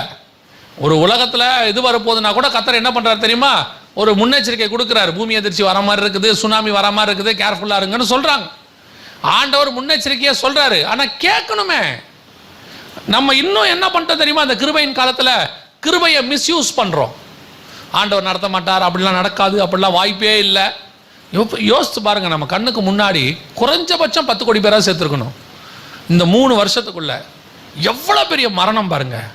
நம்ம இதை எதையாவது சீரியஸாக எடுத்துக்கிட்டோமா? ஆனால் அது இருக்கும் போது அப்படியே சீரியஸாக இருந்தோம். அப்படியே வீடு வீடாக மரணம் வருது, கொத்து கொத்தா சாவறாங்கன்னும் போது கொஞ்சம் சீரியஸ். அப்புறம் திருப்பி இந்த இஸ்ரவேல் ஜனங்க நியாயாதிபதிகளில் போய் வாசித்து பாருங்க. இப்போ நம்ம எப்படி இருக்கிறோமோ அப்படியே தான் அவன் இருந்திருக்கிறான். இல்லைன்னா இப்போ மாற்றி சொல்கிறேன், அவன் எப்படி இருந்தானோ அப்படி தான் இப்போ நம்ம இருக்கிறோம். ஒரு பிரச்சனை வரும், உடனே ஆண்டவர் நோக்கி கதறுவான். கதறி முடிச்ச உடனே ஆண்டவர் மனம் இறங்குவார்.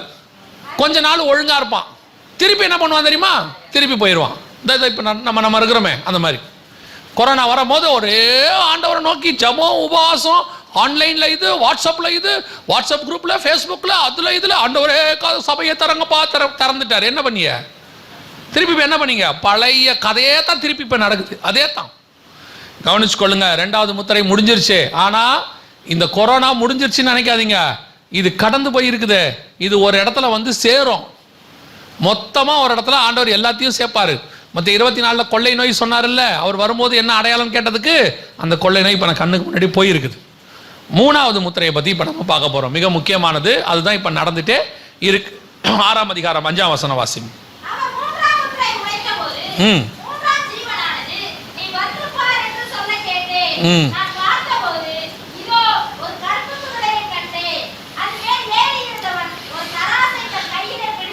இது எதை பற்றி அப்படின்னு கேட்டிங்கன்னா, கொள்ளை நோய்க்கு அப்புறம் இயேசு அங்கே சொல்லக்கூடிய ஒரு அடையாளம் மத்திய 24ல் பஞ்சங்களை பற்றி சொல்கிறார்.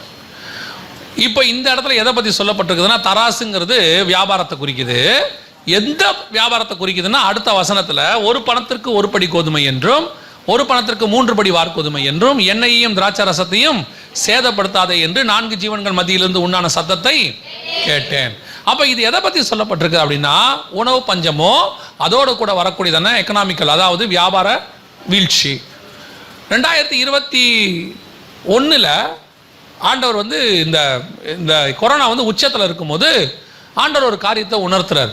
என்ன உணர்த்துறாருன்னா, அப்போ நாங்கள் இந்த 2020 மார்ச் மாதத்துலேருந்து வீடியோ போட்டுக்கிட்டே இருக்கிறோம். போட்டு இந்த மாதிரி காரியங்கள்லாம் வந்துச்சுன்னு சொல்லிகிட்டே இருக்கிறோம். நாங்கள் இதுக்கு முன்னாடியே ஒரு வீடியோ உங்களுக்கு காட்ட மறந்துட்டேன் பாருங்க. இந்த கொரோனா வரத்துக்கு முன்னாடியே 2018 ஒரு வீடியோவை கிட்டத்தட்ட இப்போ நாங்கள் போகிற மாதிரி போன இடத்துக்கெல்லாம் போட்டு காட்டணும். எல்லா இடத்துக்கும் போட்டு காட்டணும் இந்த வீடியோவை. இங்கே பாருங்க, நல்லா கவனிங்க. அதை அளவில் உயிரிழப்பை ஏற்படுத்தக்கூடிய நோய் ஒன்று பரவ உள்ளதாக உலக சுகாதார நிறுவனம் எச்சரிக்கை விடுத்துள்ளது. ஜெனீவாவை தலைமையிடமாக கொண்டு இயங்கும் உலக சுகாதார நிறுவனமானது மூத்த ஆராய்ச்சியாளர்களுடன் அவசர ஆலோசனை நடத்தியது. அதில் ஒட்டுமொத்த உலக மக்களின் சுகாதாரத்துக்கு அவசர நிலை ஏற்படும் அளவு புதிய நோய் பரவ இருப்பதாகவும், இதுவரை கண்டிராத அளவுக்கு உயிர் சேதங்களை அந்த நோய் ஏற்படுத்தும் என்றும் எச்சரிக்கை விடுக்கப்பட்டது. இது தொடர்பான ஆராய்ச்சியில் ஈடுபடுமாறு ஆராய்ச்சியாளர்களுக்கு வலியுறுத்தப்பட்டது. இந்த நோய்க்கு டிசீஸ் எக்ஸ் என்று பெயரிடப்பட்டுள்ளது. இதுக்கு பேர் என்னது? எதை பற்றி தெரியுமா? இது கொரோனா வர்றதுக்கு 1.5 வருஷத்துக்கு முன்னாடி உள்ள வீடியோ. இது 2018 உலக சுகாதார மையம் வெளியிட்ட வீடியோ. இந்த வீடியோவை எடுத்துக்கிட்டு அதோட கூட கொரோனா வரப்போகுதுன்னு சொல்லி ஒவ்வொரு ஊராக இப்போ நாங்கள் போடுறோம் பாருங்க, ஒவ்வொரு வாரமும் எங்கே போகிறோமோ அதில் கடைசி நாள் இந்த வீடியோ தான் வரப்போகுது. ஒரு கொள்ளை நோய் வரப்போகுது, இவங்க சொல்கிறாங்க, பைபிளில் கொள்ளை நோய் இயேசு சொல்லியிருக்கிறாரு வரப்போகுதுன்னு. இதில் கொள்ளை நோயையும் இதையும் கம்பேர் பண்ணி சொல்லிகிட்டே இருந்தோம். அன்றைக்கி எங்களை வந்து திட்டி தீத்தாங்க. அதாவது ஏன் இப்படி பயமுறுத்தி ஊழியம் பண்ணுறாரு, இப்படி ஒரு ஊழியம் தேவையா, இதெல்லாம் அவசியமா ஒன்று திட்டினாங்க. 2019 2020 மார்ச்சில் லாக்டவுன் 1.5 வருஷம் கழித்து வந்துச்சு. இதே காரியம் நடந்துச்சு. அந்த லாக்டவுனோடு கூட டெய்லி வீடியோ போட்டு சொல்லிக்கிட்டே இருந்தோம், இப்படி நடந்துச்சு, நீங்கள் விட்டுட்டீங்க. ஏன்னா சபை ஆயத்தப்பட்டிருக்க வேண்டிய இடம் அது. ஏன் கர்த்தர் முன்னாடி சொல்றாரு தெரியுமா? சபை என்ன செஞ்சிருக்கணும்? ஆயத்தப்படுறதுக்கு தான் சொல்றாரு. என்னங்க ஆயத்தப்படுறது? கொரோனாவில் போய் நாங்கள் என்ன ஆயத்தம் பண்ண முடியும்? 2 காரியம் ஆயத்தப்பட்டிருக்கலாம். நீங்கள் எப்படி நம்ம ஆயத்தப்பட்டிருந்தோம்னா எப்படி கொரோனாவை ஃபேஸ் பண்ணியிருப்போம்னா, ஒன்று இந்த இதில் நம்ம ஆயத்தப்பட்டு ரெடியாக இருந்திருந்தோம்னா இந்த கொரோனாவுக்கு இன்னைக்கு வரைக்கும் மெடிசன் கிடையாது. இன்னை வரைக்கும் கொரோனாக்கு என்ன கிடையாது? ஒரு மருந்தும் கிடையாது. வேக்சின் தான் இருக்குது. வேக்சின்னா தடுப்பூசி, அது வராமல் போடக்கூடியதான தடுப்பூசி. அந்த தடுப்பூசி ரொம்ப மகத்துவம் உள்ளது. அது சுகமாக்குமான்னு கேட்டிங்கன்னா சுகமாக்காது. அது சரி வராமல் தடுக்குமானா வராமையும் தடுக்காமையும் இருக்காது, வரவும் செய்யும். ஆனால் அதுக்கு பேர் தடுப்பூசி. நம்ம புரிஞ்சுக்கணும். அப்படி தான் சொல்லி நமக்கு போட்டிருக்கிறாங்க, கோர்ட்லேயும் அப்படி தான் சொல்லியிருக்கிறாங்க அவங்கன்னு வச்சுக்கோங்களேன். அப்போ இப்படி ஒரு தடுப்பூசியை நமக்கு போட்டாங்க. இப்போ வரைக்கும் நமக்கு மருந்து கிடையாது.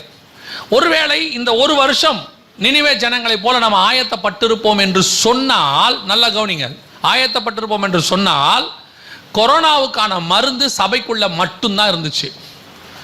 என்ன மருந்து தெரியுமா? அவருடைய காயங்களால் நாம் குணமானோம். இயேசுவின் நாமத்தினாலே வியாதியஸ்தர்கள் மேல் கரங்களை வைப்பீர்கள், அவர்கள் சொஸ்தமாவார்கள்.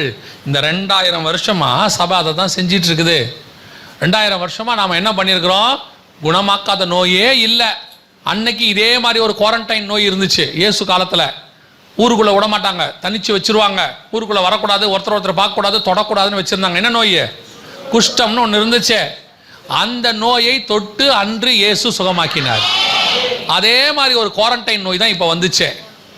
அது குஷ்டத்தை விட ரொம்ப ஈஸியான நோய் இது. இது சின்ன கிருமி. குஷ்டம் அப்படி இல்லை, அது வேற.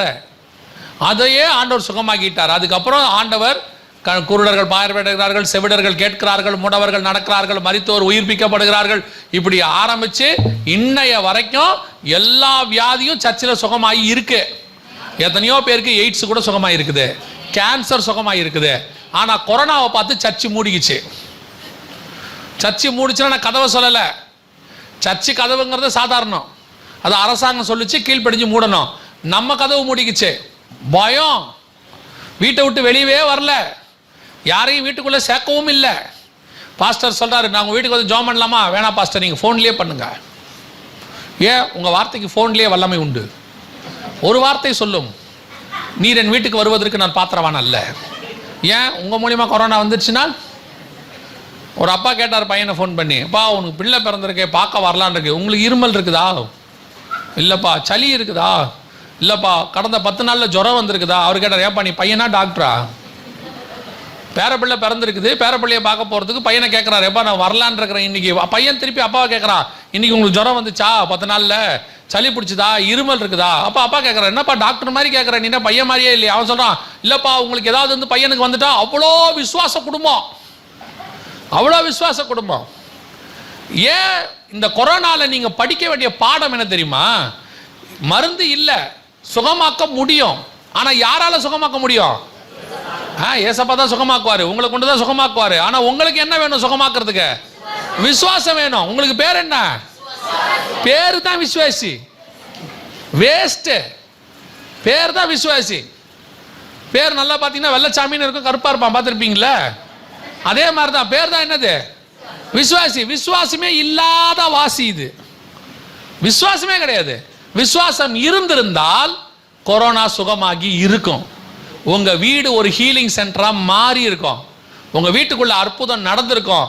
குறைஞ்சபட்சம் நீங்க பயப்படாம இருந்திருப்பீங்க. இப்ப என்ன ஆண்டவர் சொல்றாரு தெரியுமா? நீங்க விசுவாசியா இல்லைன்னு சொல்றாரு. விசுவாசிங்கிற பேர்ல பயப்படுகிற ஜனங்கள். விசுவாசம் இருந்தா பயம் வராது. பயம் இருக்குதுன்னா விசுவாசம் இல்லைன்னு அர்த்தம். அல்லேலூயா. இதான் நடந்துச்சு. நீங்க நல்லா ஜெபம் பண்ணி இருந்தீங்கன்னா ஒரு பெரிய ஆத்தும அறுவடையை நீங்கள் செய்திருக்க முடியும். யோசிச்சு பாருங்க, ஒரு அற்புதம் நடந்துருச்சுன்னு வச்சுக்கோங்க, ஆட்டோமேட்டிக்காக ஜனங்களாம் எங்கே வந்துடுவாங்க? உங்கள் வீட்டை தேடி வந்துடுவாங்க, உங்கள் சபைக்கு வந்துடுவாங்க. இங்கே இயேசுநாதர் சுகம் கொடுக்குறாராமே, ஒரு நாளைக்கு 10 பேருக்கு 20 பேருக்கு 30 பேருக்கு சுகமாக்கி அனுப்பிட்டே இருக்கலாம். வேதம் சொல்லுது, இயேசு பொழுது சாயும் வரை அற்புதங்களை செய்து கொண்டிருந்தார். அந்த ஒரு காலம் திருப்பி சபைக்குள்ளே வந்திருக்கோம். நாம கதவை சாத்தியா? சரி, நம்ம கதவை சாத்தி விட்டாச்சே, நம்ம விசுவாசமாக நம்ம போய் ஜெபம் பண்ணியிருக்கலாமே, நம்ம போகலையே. இதான் நடந்து. நமக்கே பயம். விஷயம் அதான். வந்துருச்சுன்னா என்ன பண்றது? வந்துருச்சு. அவங்க என்ன சொல்றாங்க தெரியுமா? நான் அப்பவே சொன்னேன், நான் சொன்ன மாதிரியே வந்துருச்சு பார்த்தீங்களா, நீங்கள் சொன்ன மாதிரியே வரல, நீங்கள் சொன்னதுனால தான் வந்துச்சு. யோபு என்ன சொல்றாரு? நான் பயந்தது எனக்கு நேரிட்டது. அவர் பயந்தது அவர் பயந்த மாதிரி வந்துச்சு இல்லை, அவர் பயந்ததுனால வந்துச்சு. அவர் விசுவாச அறிக்கையில் வராதுன்னு சொல்லியிருந்தார்னா ஜீவனும் மரணமும் எங்க இருக்கு? நாவின் கீழே இருக்கு. இது என்னை தொடாதுன்னா தொடாது, அவ்வளோதான், வேலை முடிஞ்சு. நாம நல்ல சான்ஸை விட்டுட்டோம். ரெண்டாவது, நீங்க குறைஞ்சபட்சம் நல்லா ஜெபம் பண்ணியிருந்தீங்கன்னா உங்களுக்கு வராமையாவது தடுத்துருக்கலாம். நிறைய விசுவாசி ஊழியர்கள் கொரோனாவில் என்ன செய்யப்பட்டாங்க? பாதிக்கப்பட்டாங்க. நிறைய பேர் இறந்தும் போனாங்க. குறைஞ்சபட்சம் நம்மகிட்ட அது இருந்துச்சுன்னா கர்த்தர் நம்மை காக்க வல்லமை உள்ளவராய் இருந்திருப்பார். அல்லேலூயா. சரி, போயிருச்சு. இப்போ 3வது முத்திரை வருது. இந்த 3வது முத்திரை பஞ்சம். இதை 2021 நாங்கள் சொல்லிக்கிட்டே வரோம். இப்போ திருப்பி இதே தான் 2021 சொல்லிக்கிட்டே வரோம். இப்போவும் எங்களை தான் திட்டுறான். இருந்து போட்டோம், அது ஒன்றும் பிரச்சனை இல்லை. எரேமியா காலத்துலேருந்து இதானே நடக்குது. வந்து தீர்க்கதரிசி சொல்லுவான், இந்த மாதிரி நேபுகாத்நேச்சர் பிடிக்க வராருன்னு. சிதேக்கியா போட்டு எரேமியா தான் அடிப்பான். என்னடா எருசலேம் மண்மேடாகுன்ற அட்ரா அவனை அப்படின்னு அடிச்சு விட்டான். அடிச்சு போட்டு எங்கே வச்சுட்டான்?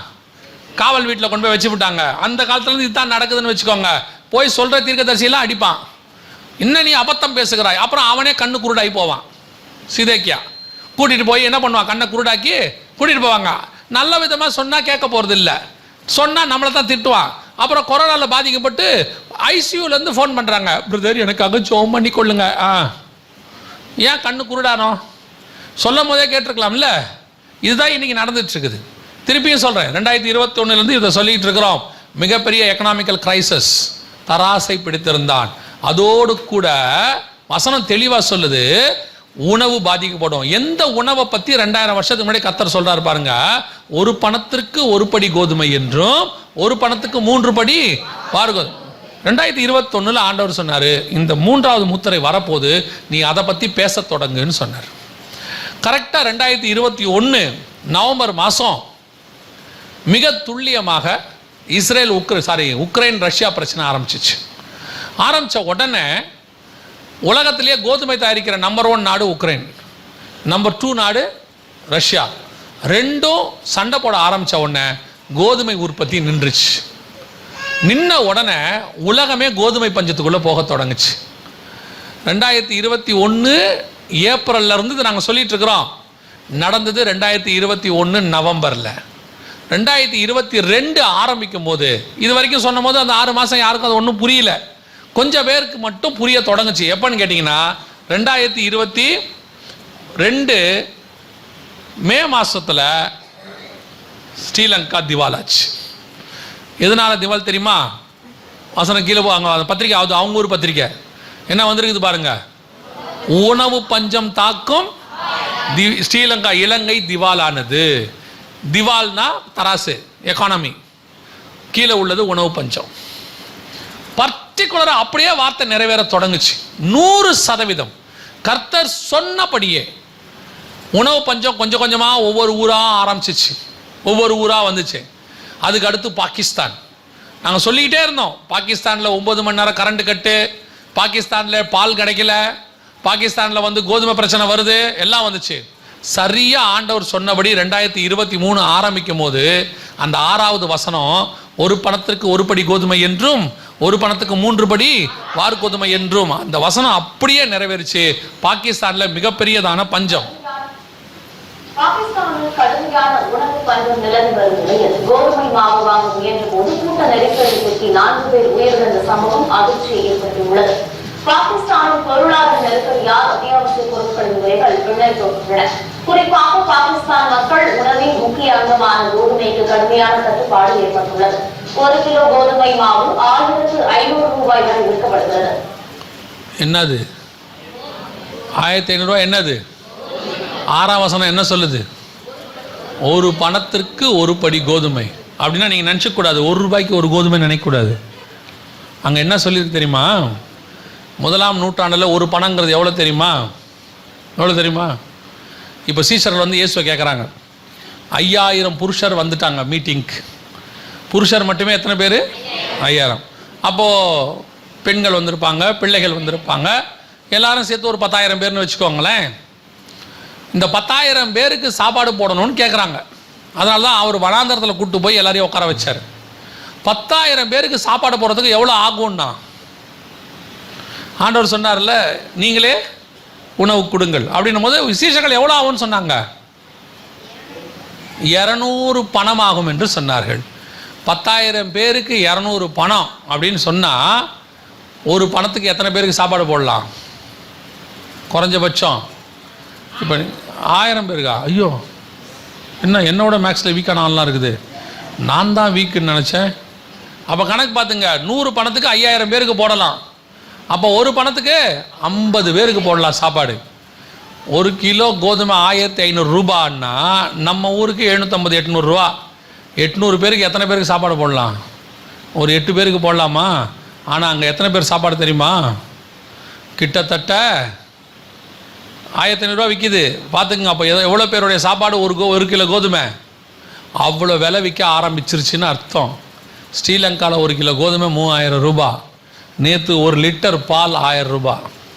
விளையாட்டுக்கு சொல்லலை, ஸ்ரீலங்காவில் ஆள் இருந்தால் கேளுங்க. 1 லிட்டர் பால் 1000 ரூபா, 1 கிலோ தக்காளி 600 ரூபா, 1 கிலோ உருளைக்கிழங்கு 800 ரூபா, 1 கிலோ சிக்கன் 3000 ரூபா, 2000 ரூபா, ஒரு முருங்கா 1000 ரூபா. இது ஸ்ரீலங்கா நிலைமை. இதை விட மோசமான நிலைமை பர்மா. 4 பேர் பர்மாவில் போய் சாப்பிட்டா 1 லட்ச ரூபா ஆகும். நான் போனதுனால சொல்கிறேன் உங்களுக்கு. உணவு பஞ்சம் உலகம் முழுக்க போயிட்டுருக்குது. 2022லேருந்து 21 ஸ்டார்டிங்லேருந்து வந்துடுச்சு. 2022 அப்படியே அந்த வசனம் துல்லியமாக நிறைவேறிடுச்சு. இப்போது ஸ்ரீலங்காவில் இந்த வருஷம் இன்னும் 2 மாதத்தில் வேட் போட போகிறாங்க, வேல்யூபிள் ஆடட் டேக்ஸ்ன்னு சொல்லுவாங்க, எக்ஸ்ட்ரா டேக்ஸ் போட போகிறாங்க. அதை போட்டாங்கன்னா இன்னும் 10 மடங்கு 20 மடங்கு விலை ஏறப்போகுது. ஒரு 5 பிஸ்கெட் நம்ம ஊரில் விற்கிது பார்த்தீங்களா, குட் டே பிஸ்கெட்லாம் ஒரு 5 இருக்காது, 10 இருக்கும் நம்மளதில். அவங்க ஊரில் 5 தான் இருக்கும். அந்த 5 பிஸ்கெட் உள்ள பாக்கெட் 250 ரூபா. பிள்ளைகளுக்கு பாலும் வாங்க முடியல 1000 ரூபா, பிஸ்கெட்டும் வாங்க முடியல. ஒரே ஒரு பிரெட்டு 100 ரூபா 200 ரூபா. ரொம்ப கவலைக்கிடத்துல உலகம் போயிட்டுருக்குது. 3வது முத்திரை நடந்துட்டு இருக்குது. திருப்பியும் சொல்கிறேன், தமிழ்நாடு ஏதோ ஒரு கிருபையில் தப்பிச்சுக்கிட்டு இருக்கு. இதை விட மோசமான கண்டிஷனில் தான் வடநாடு இருக்குது. நீங்கள் பார்க்குறீங்களே, இந்தியா நல்லா இருக்குதுங்கிறாங்களே, இந்தியா ஒன்றும் நல்லாலாம் இல்லை. நான் சொல்ல, அவங்களே தான் சொல்கிறாங்க. கோதுமை நமக்கே பத்தாதுன்னு கோட்டுமை ஏற்றுமதியை நிறுத்திட்டாங்க. இப்போ அரசாங்கம் என்ன அனௌன்ஸ் பண்ணியிருக்கு பாருங்க, நாடு முழுவதும் படிக்க முடியுதா என்னன்னு? நாடு முழுவதும் என்ன இருக்குது? நாடு முழுக்க என்ன இருக்கு? வறட்சி இருக்கு. கவர்மெண்ட், நான் சொல்லல, கவர்மெண்ட் சொல்லுது. இன்னைக்கும் விலைவாசி எங்க நிக்குதுன்னு பாத்துக்குங்க. கர்த்தர் ஏதோ கிருபையா தமிழ்நாட்டையும் கேரளாவையும் கர்த்தர் காப்பாத்திக்கிட்டு இருக்கிறாரு. பல இடங்கள் மிக மோசமா போயிட்டு இருக்குது. ஏன் வடநாட்டுக்காரன் அத்தனை பேர் இங்க வந்துட்டான்? ஒரு நாளைக்கு 1000 பேர் வேலை பார்க்கற வரான்ல, ஏன் வரான்? அங்க போனப்போ கேட்டோம், மாசம் 100 ரூபா சம்பளத்துக்கு வேலை இல்லையாமா? மாசத்துக்கு 100 ரூபா சம்பளத்துக்கு வேலை இல்லையாமா? இங்க வர வடநாட்டுக்காரங்களா எப்படி வேலை பார்க்குறாங்கன்னு நினைக்கிறீங்க? 10 பேர் 20 பேர் மொத்தமே கான்ட்ராக்ட் கூட்டு வந்துடுறாங்க. மாச சம்பளம்லாம் கிடையாது அவங்களுக்கு. கான்ட்ராக்ட் சோறு போட்டு, அவனுக்கு சோறுனா நம்மள மாதிரி கூட்டு பொரியல்லாம் கேட்க மாட்டான். அவனுக்கு 10 கிலோ கோதுமை 10 கிலோ உருளைக்கிழங்கு வேலை முடிஞ்சு. அவனுக்கு சப்பாத்தியை எண்ணெய் போட்டு உங்களை மாதிரிலாம் முறுமுறுன்னுலாம் சுட மாட்டான். அடுப்பில் வச்சான், கல்லை வச்சான், சப்பாத்தியை தட்டி போட்டுருப்பான், எண்ணெய் எல்லாமே சுடுவான், உருளைக்கிழங்கை வேக வச்சு பிசைஞ்சு மேலே மிளகா பொடியை போட்டு அம்மன் சாப்பிட்டுட்டே இருப்பான். ஆனால் காலைல 6 மணிலேருந்து சாயங்காலம் 6 மணி வரைக்கும் வேலை பார்ப்பான். நம்ம ஆள் பாருங்க, வர்றதே 7 மணிக்கு தான் வருவான். வந்த உடனே டீ குடிக்க போயிடுவான். மதியானம் சாப்பாட்டுக்கு 1.5 மணி நேரம் எடுத்துப்பான். அதுலேயும் கூட்டு பொரியெல்லாம் சாப்பிட்டு முடிக்கும் போதே 1.5 மணி நேரத்துக்கு அப்புறம் தூக்கம் ஒன்று வரும். ஒரு 1/2 மணி நேரம் சாய்வார். அப்புறம் 5:30 மணிக்கு டீயை குடிச்சிட்டு புறப்பட்டுருவார்.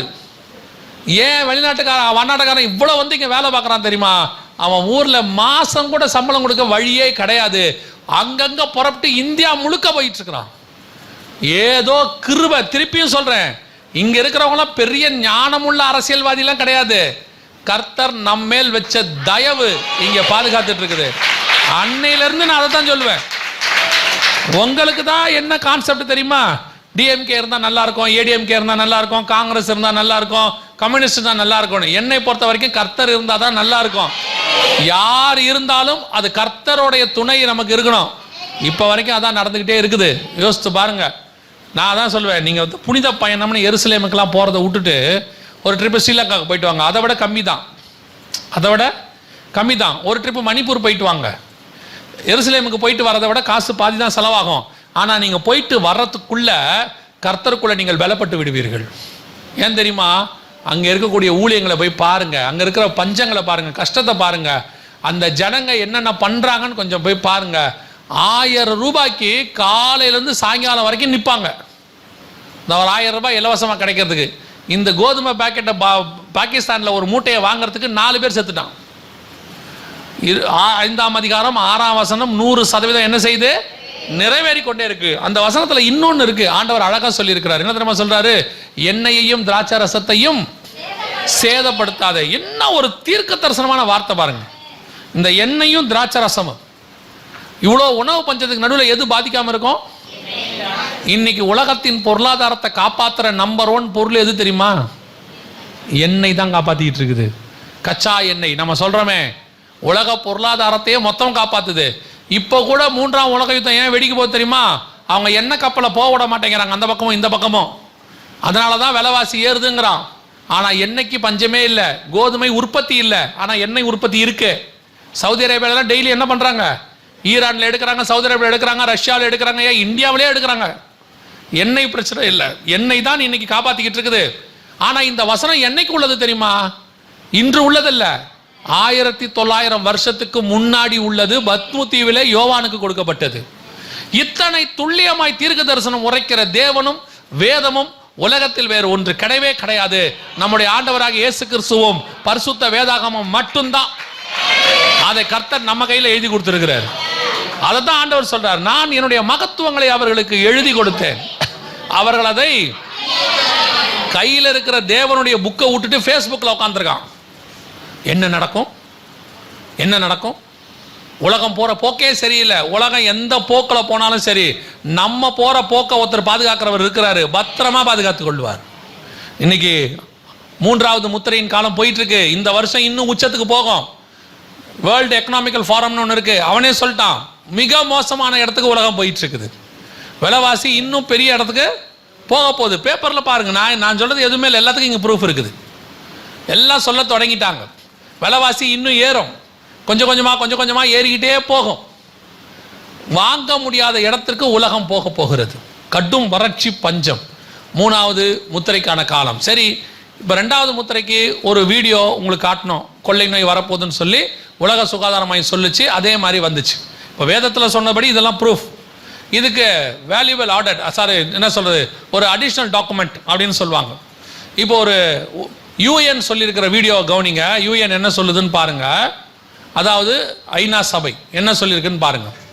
உணவு தட்டுப்பாட்டால் உலகம் பேரழிவை சந்திக்கும் என்று ஐநா பொதுச் செயலாளர் அன்டோனியோ குட்டரஸ் எச்சரிக்கை விடுத்துள்ளார். ஜெர்மன் தலைநகர் பெர்லினில் பணக்கார மற்றும் வளரும் நாடுகளைச் சேர்ந்த அதிகாரிகள் பங்கேற்ற கூட்டம் நடந்தது. இந்த கூட்டத்தில் கலந்து கொண்டு பேசிய ஐநா பொதுச் செயலாளர் அன்டோனியோ குட்டரஸ், பருவநிலை மாற்றம், கொரோனா ஆகியவை முன்னெப்போதும் இல்லாத அளவிற்கு கடும் பிரச்சனையை உருவாக்கின என தெரிவித்தார். உணவு கிடைக்காத பிரச்சனை உலக அளவில் உணவு தட்டுப்பாடாக மாறும் என்றும், உணவு தட்டுப்பாட்டால் உலகம் பேரழிவை சந்திக்கும் எனவும் எச்சரித்தார். அதனை சமாளிக்க ஐநா அதிகாரிகள் சமாதான நடவடிக்கையை மேற்கொண்டு வருகிறார்கள் எனவும் தெரிவித்தார். தெளிவாக சொல்லிட்டாங்க ஐநா சபையில். இவங்களுடைய ஒரு பிரான்ச் தான் உலக சுகாதார மையம். அவங்க தான் கொள்ளை நோய்க்கு அனௌன்ஸ் பண்ணாங்க. அதே மாதிரி வந்துச்சு. இவங்க தீர்க்கதரிசி கிடையாது. இவங்க என்ன செய்வாங்க, நடக்கிற டைம் ஸ்டாட்டிஸ்டிக்ஸ் எல்லாம் வச்சுக்கிட்டு உலகத்தில் உள்ளதெல்லாம் பார்த்து நடக்க வாய்ப்பு இருக்குன்னு சொல்லுவாங்க. ஸோ அவங்க சொல்கிறது தீர்க்க தரிசனமாக நடக்காது, அவங்க பார்த்து அதோடைய ஸ்டாட்டிஸ்டிக்ஸை வச்சு சொல்கிறாங்க. இப்போ உணவு பஞ்சத்தை பற்றியும் அவங்க 2023 சொல்லிட்டாங்க. மிக மோசமான உணவு பஞ்சம் ஆரம்பிக்க போகுதுன்னு. இந்த வருஷமும் அடுத்த வருஷமும் உணவு பஞ்சம் மிக மோசமான இடத்தில் இருக்கும். அதை நீங்கள் பார்க்கத்தான் போகிறீர்கள். இப்போவும் சொல்கிறேன், 2வது முத்திரையில் மிஸ் பண்ணிட்டோம். 3வது முத்திரைக்கு ஆயத்தமாகுங்க.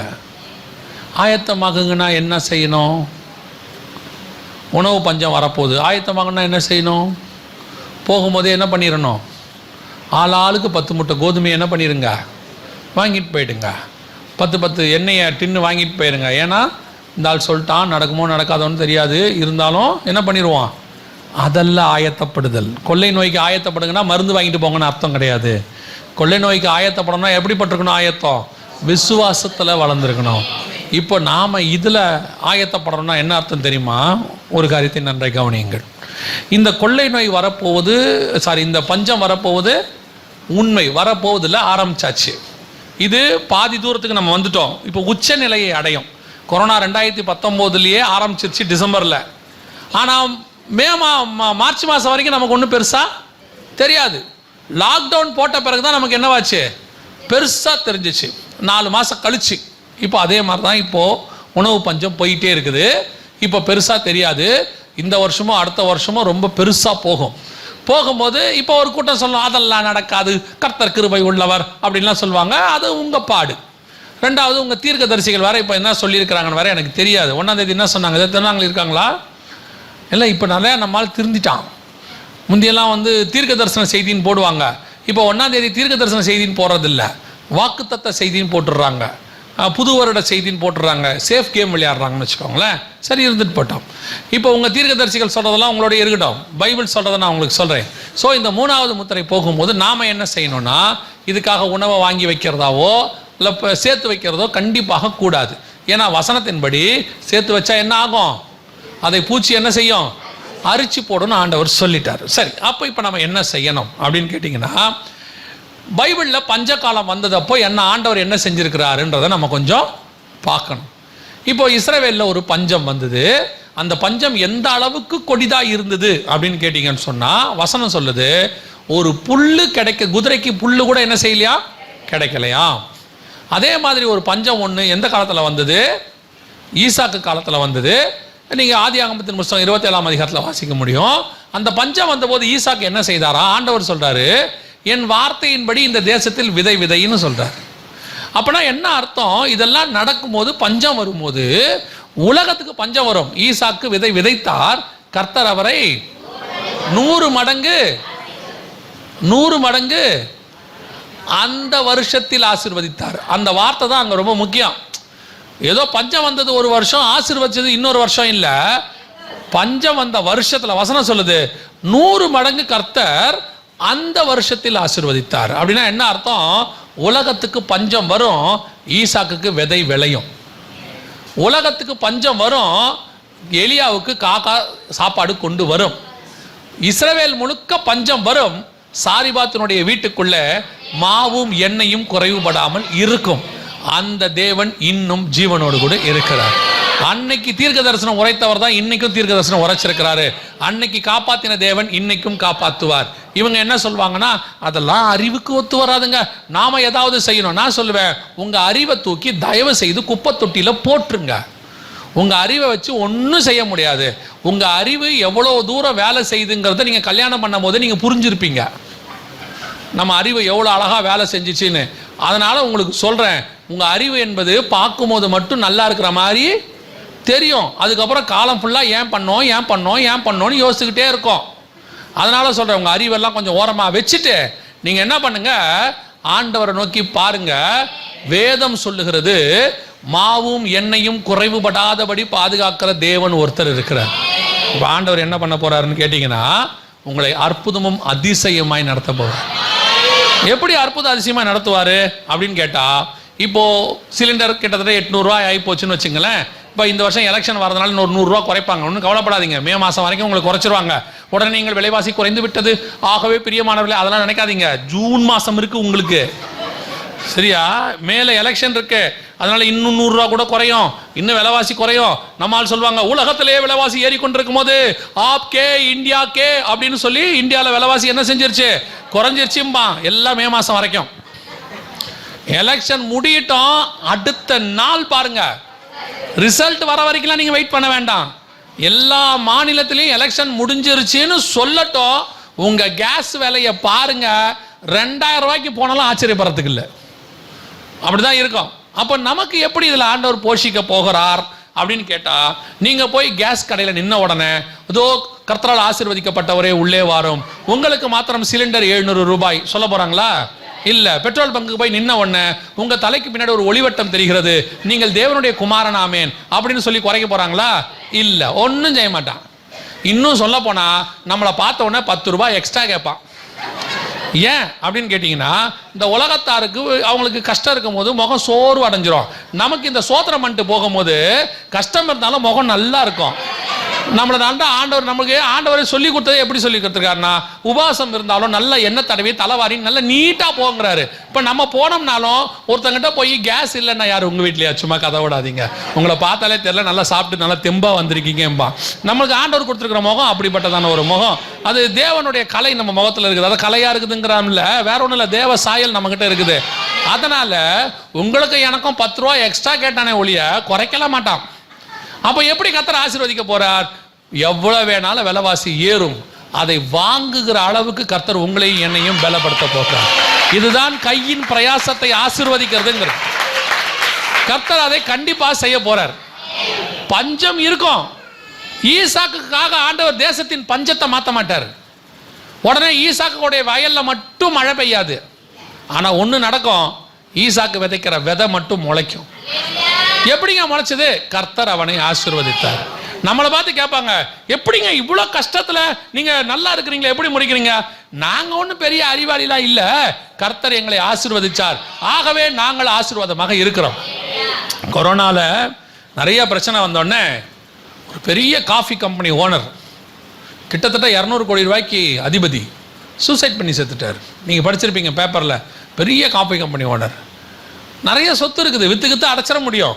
ஆனால் அதை ஃபேஸ் பண்ணுறதுக்கு அவருக்கு எண்ணம் இல்லை, தைரியம் இல்லை. ஆனால் உங்களுக்கு எனக்கும் பணமே கையில் இல்லை, நாளைக்கு வருமானு கூட தெரியாது. ஆனால் ஒன்றே ஒன்று இருந்துச்சு, என் தேவன் என்னை நடத்த வல்லமை உள்ளவராக இருக்கிறார். அது என்னை ஆசீர்வதித்து காப்பாற்றி கொண்டு வந்து இன்னை வரைக்கும் நிறுத்திருச்சு. அந்த தேவன் தான் இந்த பஞ்ச காலத்திலும் உங்கள் வீட்டிலும் என் வீட்டிலும் இருக்க போகிறார். நீங்கள் விசுவாசிங்கன்னா வீட்டில் தேவனுடைய மகிமையை பார்ப்பீங்க. உங்கள் வீட்டில் எண்ணெயும் மாவும் குறைவுபடாதபடி கர்த்தர் பாதுகாக்க வல்லமை உள்ளவராக இருக்கிறார். யோசிக்காதீங்க. கொரோனாவில் ஒரு அம்மா ஆண்டவரை ஏற்றுக்கொண்டவங்க, அவங்களுடைய பிள்ளைக்கு கணவர் கிடையாது, 3 பிள்ளைகள். அன்னைக்கு இருந்தது கடைசி அரிசி, அவ்வளோதான், போட்டாச்சு. போட்டு செஞ்சாச்சு. நைட்டு படுக்கும்போது அந்த அம்மா சொல்கிறாங்க அழுதுகிட்டே, ஆண்டவரே நாளைக்கு என் பிள்ளைகளுக்கு கஞ்சி காய்ச்சறது கூட என்ன இல்லை, சாப்பாடு இல்லை, நீங்கள் தான் பார்த்துக்கொள்ளணும். காலையில் பிள்ளைங்க பசின்னு கேட்கும் போது நான் என்ன செய்வேன் ஆண்டவரேன்னு அழுதுகிட்டே தூங்கிட்டாங்க. காலையில் கதவை தட்டுறாங்க, இந்த அம்மா நல்லா தூங்கிட்டாங்க. கதவை தட்டி திறந்தா அந்த சபையினுடைய போதகர் கொண்டு வந்து 15 நாளைக்கு தேவையான மளிகை சாமானை கையில் கொடுத்துட்டு ஆண்டவர் கொடுக்க சொன்னார்னு கொடுத்துட்டு போயிட்டார். முந்தின நாள் நைட்டு ஒரு பிடி அரிசி கிடையாது, மறுநாள் காலையில் 15 நாளைக்கு தேவையான சாப்பாடை கர்த்தர் கொடுத்துருக்கிறார். இந்த தேவன் இன்னும் ஜீவனோடு கூட இருக்கிறார். இங்கே சமீபத்தில் ஒரு சாட்சி சொன்னாங்க, நாகர்கோவில் பக்கத்தில், சேலம் பக்கத்தில் ஒரு சாட்சி சொன்னாங்க. திடீரென்று ஒருத்தர்கிட்ட ஆண்டவர் சொன்னாராம், நல்ல பணக்காரரு, அவர்கிட்ட சொன்னாராம், அந்த ஊழியக்காரருக்கு கொண்டு போய் ஒரு மாதத்துக்கு தேவையான மளிகை சாமான்லாம் வாங்கிட்டு ஒரு ஆஃபரிங்கை கொண்டு போய் கொடுன்னு. இவர் வீடு அவர் வீட்டிலேருந்து ஒரு 100 கிலோமீட்டர் தள்ளி. இப்போ இவர் சொன்னாராம், ஆண்டவரை காலையில் போகிறேன்னு. ஆண்டவர் சொன்னாராம், இப்போ ஏன் போக மாட்டேன், நான் தான் கார் கொடுத்துருக்குறேனே உனக்கு, கார் எடுத்துகிட்டு போன்னு. இவர் நைட்டு 2 மணியோ 3 மணியோ எடுத்து கிளம்பி ரெடியாகி காலைல போய் சேரும் போது 6 மணி. போய் கதவை தட்டுறாரு. போனால் ஆண்டவர் உங்களுக்கு கொடுக்க சொன்னாருன்னு சொல்லி அந்த சாமானையும் காசையும் கொடுக்கும்போது அந்த ஊழியக்காரை கட்டி பிடிச்சிட்டு அழுதாராம். இனி நாங்கள் என்ன செய்யறதுனே தெரியல, நான் ஊழியத்துக்கு வந்துட்டோம், யாரையும் காசு கேட்டு எங்களுக்கு பழக்கம் இல்லை, ஆண்டவரே எங்களுக்கு நீங்கள் தான் போஷிக்கணும்னு நினச்சோம், ஆனால் கர்த்தர் 100 கிலோமீட்டர்லேருந்து ஒரு ஆளை அனுப்புவார் நான் எதிர்பார்க்கவே இல்லைனாரா. கர்த்தர் நினச்சா பரலோகத்திலேருந்து தூதனையே அனுப்பி கொடுக்க வல்லமை உள்ளவராக இருக்கிறார். உங்களுக்கு எனக்கு இருக்க வேண்டியது விசுவாசம் மட்டும்தான். ஏன்னா நம்ம தேவன் மட்டும்தான் ஜீவனோடு கூட இருக்கிறார். அவர் உயிரோடு இருக்கிறதுனால நமக்கு நிச்சயம் செய்வார். நாம் அவருடைய பிள்ளைகளாக இருக்கிறதுனால கண்டிப்பாக செய்வார். பொல்லாதவர்களாகிய நீங்கள் உங்கள் பிள்ளைகளுக்கு நல்ல ஈவுகளை செய்யும் போது பரலோகத்தில் இருக்கிற பிதா எனக்கு செய்வது அதிக நிச்சயம். அல்லேலூயா. 2வது நீங்கள் செய்ய வேண்டிய மிக முக்கியமானது, ஆண்டவர் இவைகளுக்கு நடுவில் உங்களுக்கு இந்த சாப்பாடு கொடுக்கறது எல்லாமே கொஞ்சம் நிறையா தான் தருவார். நான் விசுவாசத்தில் தான் சொல்கிறேன். ஆண்டவர் உங்களுக்கு என்ன செய்ய போகிறாரு? நிறைய தரப்போறார். எதுக்கு நிறைய தரப்போறாருன்னா, நீங்கள் சாப்பிட்டுட்டு மிச்சத்தை பரணி மேலே வச்சு மூடிட்டு சமைச்சு ஃப்ரிட்ஜுக்குள்ளே வச்சுட்டு மிச்ச மீதியை நீங்கள் கட்டிலுக்கு அடியில் வச்சுட்டு ஐயோ சோத்திரம் ஆண்டவரே எனக்கு 2 வாரத்துக்கு ஆண்டவர் எது கொடுத்தாருன்னா, நீங்கள் சாப்பிட்டுட்டு திருப்தி அடைந்து உன் வீட்டு வாசலில் இருக்கிற தரித்திரனுக்கும் லேவியனுக்கும் விதவைகளுக்கும் போஷிக்கும்படி கர்த்தர் உங்களுக்கு தரப்போகிறார். வசனம் அப்படி தான் சொல்லுது. இப்போ ஆண்டவர் உங்களுக்கு தரது எதுக்கு தெரியுமா?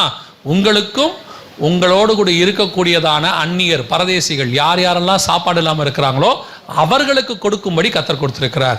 இதுதான் நீங்க பண்ண போற ஊழியம். என்ன ஊழியம் தெரியுமா? நீங்கள் கொடுக்கும்போது அவன் என்ன நினைப்பான் தெரியுமா? இந்த காலத்துல உருப்படி அரிசி கூட கொடுப்பதற்கு அரசாங்கத்திலேயே இல்லாத காலத்தில் இவன் கொண்டு வந்து எனக்கு சாப்பாடு கொடுக்கிறானே, இவனே இவ்வளவு அன்பா இருப்பானால் இவனுடைய தேவன் எப்படிப்பட்டவராய் இருப்பார் என்று உங்கள் மூலம் தேவன் வெளிப்பட போகிறார். நீங்க செய்ய வேண்டியது ஒன்னே ஒண்ணுதான். இது வரைக்கும் சேர்த்தது போதும். நான் சொல்றது புரியுதா? பீரோக்குள்ள இருக்கிறது போதும். 35 புடவை 40 புடவை வச்சுக்கிட்டு போதும். 20-25 சட்டையை வச்சிருக்கிறீங்க போதும். ஆண்டவர் 3 வேளை சாப்பிட்றதுக்கு சாப்பாடு கொடுத்துருக்கிறாரா? போதும். ஃப்ரிட்ஜுக்குள்ள இன்னொரு 4 நாளைக்கு தேவையானது இருக்குதா?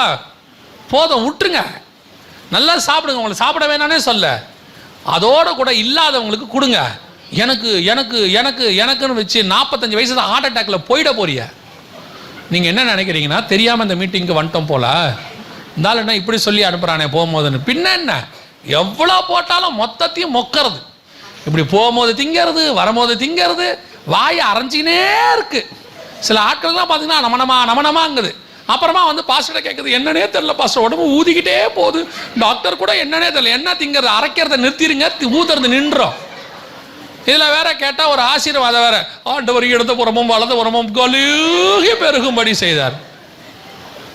3 வேளை நல்லா சாப்பிடுங்க.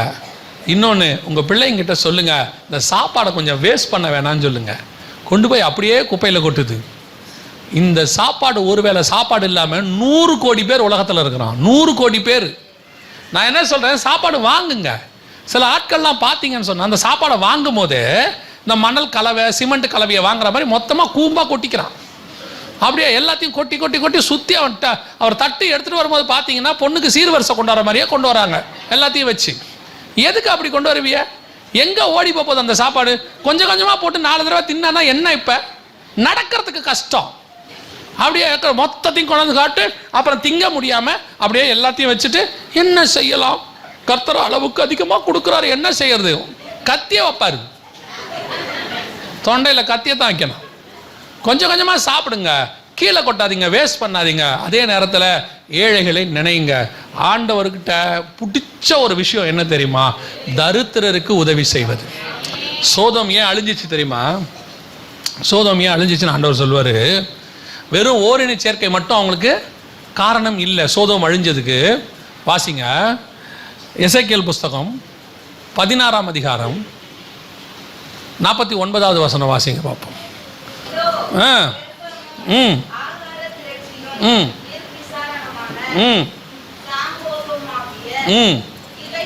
இவைகளே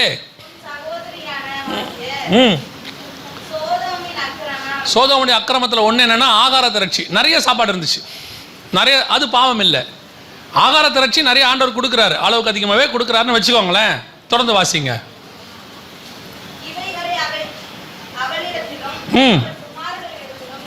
இருந்தன, சிறுமையும் எளிமையினுடைய கையை. அதான் அர்த்தம். எங்கிட்ட நிறைய சாப்பாடு இருக்கு, ஆனா அங்க சாப்பிடாம ஒருத்தன் இருக்கான், அவனுக்கு அதை கொடுக்கல. எங்கிட்ட அதிகமா இருக்கிறது தப்பு இல்லை. ஏன் எங்கிட்ட ஆண்டவர் அதிகமா கொடுக்குறாரு தெரியுமா? நான் சாப்பிட்டு கீழே கொட்டுறதுக்கு இல்லை, நான் சாப்பிட்டு எனக்கு முன்னாடி இருக்கிற ஏழைக்கு கொடுக்கறதுக்கு. ஏன் தெரியுமா? அவன் தேவனை அறியாதவன். அவன் தேவனை அறிவதற்கு ஒரு வழி இருக்கிறது. நீ கொடுக்கிற ஆகாரம் அவன் தேவனை அறிய பண்ணும். நீ சுவிசேஷம் சொல்லவே வேண்டாம், நீ கொடுத்து பாரு, உன் தேவனை அவன் தெரிந்து கொள்வான். ஏன்? மனுஷனால் முடியாதது தேவனால் தான் முடியும்னு அவனுக்கு தெரியும். அவன் சிலர் சொல்லுவாங்க பார்த்தீங்களா, கடவுள் மாதிரி வந்து கொடுக்குறீங்க. கடவுள் மாதிரி இல்லை, கடவுள் அனுப்பிச்சிருக்கிறான்னு சொல்லணும். இதுதான் ஆண்டவர் உங்ககிட்ட எதிர்பார்க்குற. 2வது, ஒன்று, நீங்கள் விசுவாசத்தோடு இருக்கணும். உங்கள் வீட்டில் அற்புதம் நடக்கும், உங்களுடைய மாவு செய்கிற தொட்டி குறையாது, ஆண்டவர் உங்கள் வீட்டை ஆசீர்வதிப்பார். நான் எப்பவும் சொல்லுவேன், தேவனை ஏற்றுக்கொண்ட நாள்லேருந்து இப்போ வரைக்கும் எனக்கு ஆகார குறைவு வந்ததே கிடையாது. ஏன்னா கர்த்தர் எப்படியும் என்ன செய்கிறாரு? போஷிச்சிருவாரு. சர்வ வல்லமை உள்ள தேவன் அவர். இவர் அன்னைக்கு ஒருத்தர் பார்த்தோம், அவர் அன்னைக்கு பேசிட்டு இருக்கும்போது சொன்னார், ரோட்டில் பிச்சை எடுத்துக்கிட்டு இருந்தாங்களாம். பிச்சை எடுத்துக்கிட்டு இருந்தவங்களை கர்த்தர் மாற்றி இன்னைக்கு அநேகருக்கு ஆசீர்வாதமாக்கி, அவர் இன்னைக்கு எத்தனையோ பிச்சைக்காரங்களுக்கு ஹெல்ப் பண்ணிக்கிட்டு இருக்கிறார். கர்த்தர் நம்மளை உயர்த்துறதுக்கு ஒரு நாள் ஆகாது. ஆடு மேய்க்கிறவனை ராஜாவாக மாற்றி விட்டுருவார். ஆனால் நாம் ரெடியாக இருக்கணும். எதுக்கு தெரியுமா? நம்ம மூலமாக கர்த்தர் இன்னும் ஒரு பெரிய கூட்டத்தை ரட்சிக்க விரும்புகிறார். அவங்களுக்கு கொடுக்கறதுக்கு கை நீளணும், வாங்கிறதுக்கு இருக்கிறத விட கொடுக்கறதுக்கு கை அதிகமாக நீளணும். நிறைய பேருக்கு இந்த காசை கொடுக்கவே தோணாது. நான் எங்கள் பாஸ்டர்கிட்ட கற்றுக்கிட்டது, எங்கள் பாஸ்டர் ஒரு நாளும் காசை பிடிச்சே வைக்க மாட்டார். எங்கள் பாஸ்டர்கிட்ட நான் பார்த்தது, யாராவது ஊழியக்காரங்க வந்து ஐயா கொஞ்சம் கஷ்டம் அப்படின்னோடனே பைக்கெட்டில் கை விடுவார், என்ன வருதோ எடுத்து அப்படி கொடுத்துருவார். ஐயா இது ஒருத்தர் ஆஃபரிங் கொடுத்தாங்க, எவ்வளோ இருக்குது தெரியல, நீ வச்சுக்கியா அப்படின்றவார். நான் கடைசி வரைக்கும் எங்கள் பாஸ்டரை பார்த்தேன், அவருக்கு எந்த விதத்திலும் காசு கஷ்டம் வந்ததே கிடையாது. கர்த்தர் அவரை அபிரதமாய் ஆசீர்வதிச்சார். எவ்வளவு கொடுக்குறோமோ அவ்வளோ ஊறும். சில ஆட்களுக்கு வாங்குற அளவுக்கு கொடுக்கறதுக்கு என்ன இருக்காது, மனசு இருக்காது. நீங்கள் கொடுத்து பாருங்க, கர்த்தர் குறைவில்லாமல் நிறைத்த வல்லமை உள்ளவராயிரு. ஆண்டவர் சொல்றாரு, நான் தாராள கண்ணனாக இருக்க நீ வன்கண்களாக இருக்கலாமோ. ஆண்டவர் நமக்கு அளவிட முடியாமல் தராரு. நீங்கள் கொடுத்து பாருங்க, கொடுக்க ஆண்டவர் என்ன பண்ணிக்கிட்டே இருப்பாரு, கொடுத்துக்கிட்டே இருப்பாரு. அது தேவனுடைய குணம். அப்போதான் பரலோகம் உங்களை நம்பும். சரி கொடுக்குறோம், இவனும் கொடுக்குறான், இவனை நம்பி கொடுத்தா இவன் என்ன பண்ணுவான், எல்லாருக்கும் கொடுப்பான்னு. இப்போ உங்களுக்கு கொடுக்குறாரு, நீங்கள் வச்சுக்கிட்டீங்க, பரலோகம் பார்க்கும் இது ஒன்றுத்துக்கும் கொடுக்காது போலியே. சரி கொடுக்குற அளவுக்கு மட்டும் கொடுத்துட்டு மிச்சத்தை பிடி, வேற ஆளை பாரு, அவங்ககிட்ட கொடுன்னு. ஆனால் வாரி இறைத்து, வசனம் என்ன சொல்லுது, வாரி இறைத்து விருத்தி அடைந்தாரும் உண்டு, அதிக பிசினித்தனம் பண்ணி தரித்திரரானரும் உண்டு. வசனம் அப்படிதான் சொல்லுது. சேர்த்து சேர்த்து சேர்த்து எனக்கு என் பிள்ளைக்கு அப்படியே வச்சு வச்சு வச்சு வச்சு வச்சு கடைசியில் 2 பேருமே அனுபவிக்காம 2 பேருமே கொரோனால ஐசியூல இருந்தாங்க. எதுக்கு? கொடுத்து பாருங்க, ஆண்டவர் அவைகளுக்கு நடுவிலே பாதுகாக்க வல்லமை உள்ளவராக இருக்கிறார். அல்லேலூயா. 2 காரியத்தை நாம் செய்ய போகிறோம். 1, விசுவாசத்தோடு காத்திருக்க போகிறோம், கர்த்தர் நம்மை ஆசீர்வதிக்க போகிறார். 2, அதற்கு ஒரு பெரிய கூட்டத்தை நாம் போஷிக்க போகிறோம். அந்த போஷித்ததில் கர்த்தர் நம்முடைய கரத்தை பலப்படுத்துவார். அநேகரை போஷிக்கிறவராய் கர்த்தர் நம்மை மாற்ற போகிறார். அல்லேலூயா. இந்த 3வது முத்திரை இந்த வருஷமும் அடுத்த வருஷமும் மிக முக்கியமாக நடக்கும். இப்போ இந்த 2 வருஷத்துக்குள்ள இதான் நடக்க போகுது. ஸோ இதை பற்றி நம்ம 2 நாளாக பார்த்துக்கிட்டே இருக்கிறோம். இந்த 3ஆம் உலக யுத்தமும் ஆரம்பிச்சிருச்சுன்னா 4வது முத்திரைக்கான காரியம் தொடங்கும். அதை பற்றி நம்ம நேற்று பேசியிருக்கிறோம், உங்களுக்கு ஞாபகம் இருக்கும்னு நினைக்கிறேன். அந்த அலாஸ்கா மாஸ்க் விழுறது நமக்கு ஒரு அடையாளம். ஸோ ஆண்டவர் வரப்போகிறார், இனி காலம் செல்லாது. நாம் கடைசி காலத்தினுடைய ஜனங்கள், நாம் ஆயத்தப்படுவோம். ஒரு கூட்டத்தை என்ன செய்வோம், ஆயத்தப்படுத்துவோம். ஆனால் வருகையில் போகணுன்னா என்ன செய்யணும் அப்படின்னு சொல்லி நீங்கள் கேட்டிங்கன்னா, இதெல்லாம் வருதுன்னு கேட்டிருக்கிறீங்க. போகிறதுக்கு என்ன செய்யணும்னா 7 காரியங்கள் செய்யணும். வரிசையாக நான் சொல்லிடுறேன் 7 நிமிஷத்தில். முதலாவது, இயேசு கிறிஸ்துவின் ரத்தத்தினாலே பாவ மன்னிப்பின் நிச்சயத்தை பெற்றிருக்க வேண்டும். இயேசு என் பாவத்தை மன்னிச்சாருங்கிற நிச்சயம் இருக்கணும். நான் கிறிஸ்தவ குடும்பத்தில் பிறந்தேன், எனக்கு ரட்சிப்பு தேவையா? நாங்கள் 3 தலைமுறை கிறிஸ்டின், 4 தலைமுறை கிறிஸ்டின், நீங்கள் யார் வேணா இருந்துட்டு போங்க. ஆனால் பிறக்கும் போது பாவத்தில் பிறந்தோன்னு பைபிள் சொல்லுது. பாவத்தில் பிறந்தவங்களுக்கு பாவ மன்னிப்பு நிச்சயம் அவசியம். 2வது, பிதா குமாரன் பரிசுத்தாவின் நாமத்தினாலே தண்ணீரில் மூழ்கி ஞானஸ்தானம் எடுத்திருக்கணும். குழந்தை ஞானஸ்தானம், கொடிகைகள் ஞானஸ்தானம் அப்படி கொடுத்தாங்க, அதெல்லாம் கிடையாது. விசுவாசம் உள்ளவனாகி ஞானஸ்தானம் எடுக்கிறவனே ரட்சிக்கப்படுவான்னு வசனம் சொல்லுது.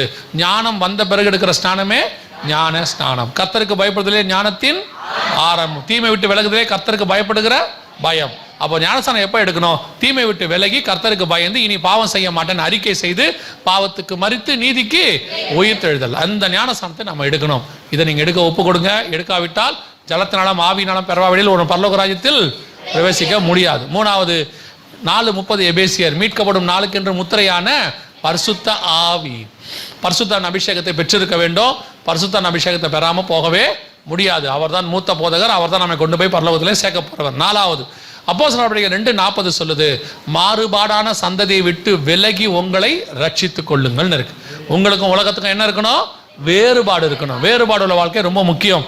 ரோமர் 12:2 சொல்லுது, உலகத்துக்கு ஒத்த வேஷம் தரியாமலும் அப்படின்னு இருக்கு. ஸோ உலகத்துக்கு ஒத்த வேஷம் தரிக்கக்கூடாது. உலகத்தார் அப்படி இருக்கிறாங்க, அந்த சர்ச்சை அப்படி இருக்கு, அங்கே ஆடுறாங்க, குதிக்கிறாங்க, ஓடுறாங்க, ஓடியாடுறாங்க, அந்த நடிகை அப்படி ட்ரெஸ் பண்ணியிருக்கிறா, அந்த ஊழியக்காரர் அப்படி ட்ரெஸ் பண்ணியிருக்கிறாரு. யார் வேணாலும் என்ன வேணாலும் பண்ணட்டும், எனக்கு எது தகுதின்னு ஆண்டவர் சொல்லி வச்சிருக்கிறார். எல்லாவற்றையும் அனுபவிக்க எனக்கு அதிகாரம் உண்டு, எல்லாமும் எனக்கு தகுதியாகிறாது. அவ்வளோதான். எனக்குன்னு ஒரு தகுதியை கர்த்தர் வச்சிருக்காரு, அதைத்தான் நாம செய்யணும். இது 4வது. 5வது, சுவிசேஷம் அறிவித்தல் உங்கள் மேல் விழுந்த கடமை. அறிவிக்காவிட்டால் உங்களுக்கு ஐயோ. நீங்கள் பரலோகத்துக்கு போகும்போது உங்க கூட என்ன செய்யும் தெரியுமா? இந்த உலகத்தில் இருக்கிற எதுவுமே வராது, நீங்க வச்சிருக்கிற எதுவுமே வராது. பட்டம், பதவி, புகழ், அப்புறம் வந்துட்டு வீடு, வாசல், நட்டு, போல்ட்டு, ஸ்க்ரூ டிரைவரு, ஸ்பேனரு, தங்கம், வெள்ளி, இரும்பு, பித்தளை, எதுவுமே வராது. ஒன்றும் வராது. எல்லாம் இங்கே யூஸ் பண்ணுறதுக்காக ஆண்டவர் கொடுத்தது. அதை யூஸ் பண்ணிக்கொள்ளுங்க, வச்சுக்கொள்ளுங்க. அது ஒரு நாள் வரும்போது அதெல்லாம் போயிடும். ஆனால் உங்கள் கூட பரலோகத்துக்கு ஒன்று தான் வரும். என்ன வரும் தெரியுமா? உங்களோடு கூட நீங்கள் சம்பாதிச்ச ஆத்மா வரும். அது பரலோகத்தில் வந்து நிற்கும். அதனால் எவ்வளோக்குள்ள ஆத்மா சம்பாதிக்க முடியுமோ அவ்வளோக்குள்ள ஆத்மாவை சம்பாதிங்க. இது 5வது. 6வது மிக முக்கியமானது, இயேசு வருகிறார் என்பதை இனி ஒவ்வொரு நாளும் விசுவாசிக்கணும். கடைசி 1 மணி நேரத்துக்கு நம்ம வந்துட்டோம். மணவாளன் வருகிறார் என்கிற சத்தம் கேட்கறது தொடங்கிருச்சு. இந்த யுத்தமெல்லாம் வந்து மிக முக்கியமான அடையாளம். ஸோ எப்போ வேணாலும் வரும். அது உடனே இன்னைக்கு வருமா நாளைக்கு வருமா, அதெல்லாம் மனுஷகுமார் வர நிலையான நாளைகளே வருவார்.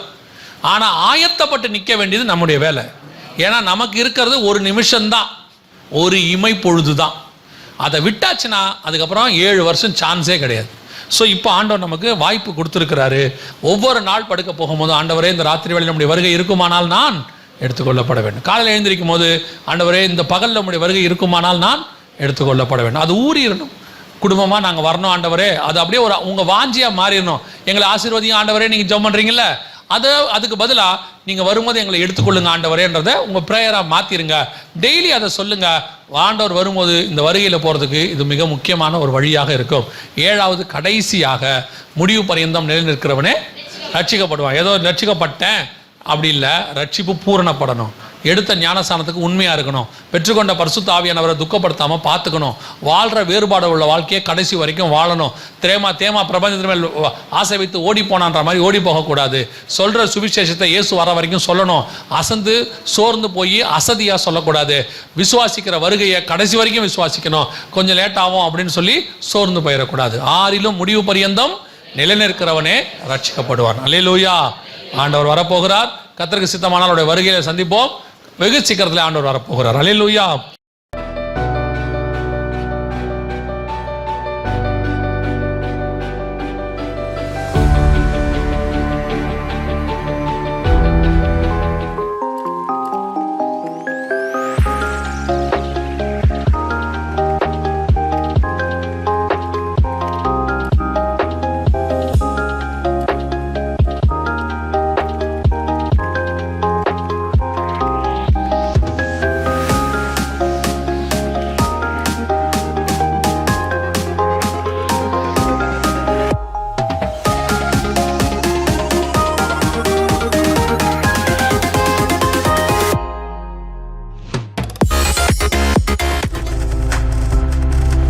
நீங்கள் பார்த்துக் கொண்டிருப்பது உங்கள் ஜாய் டிவி. உங்கள் துக்கம் சந்தோஷமாய் மாறும்.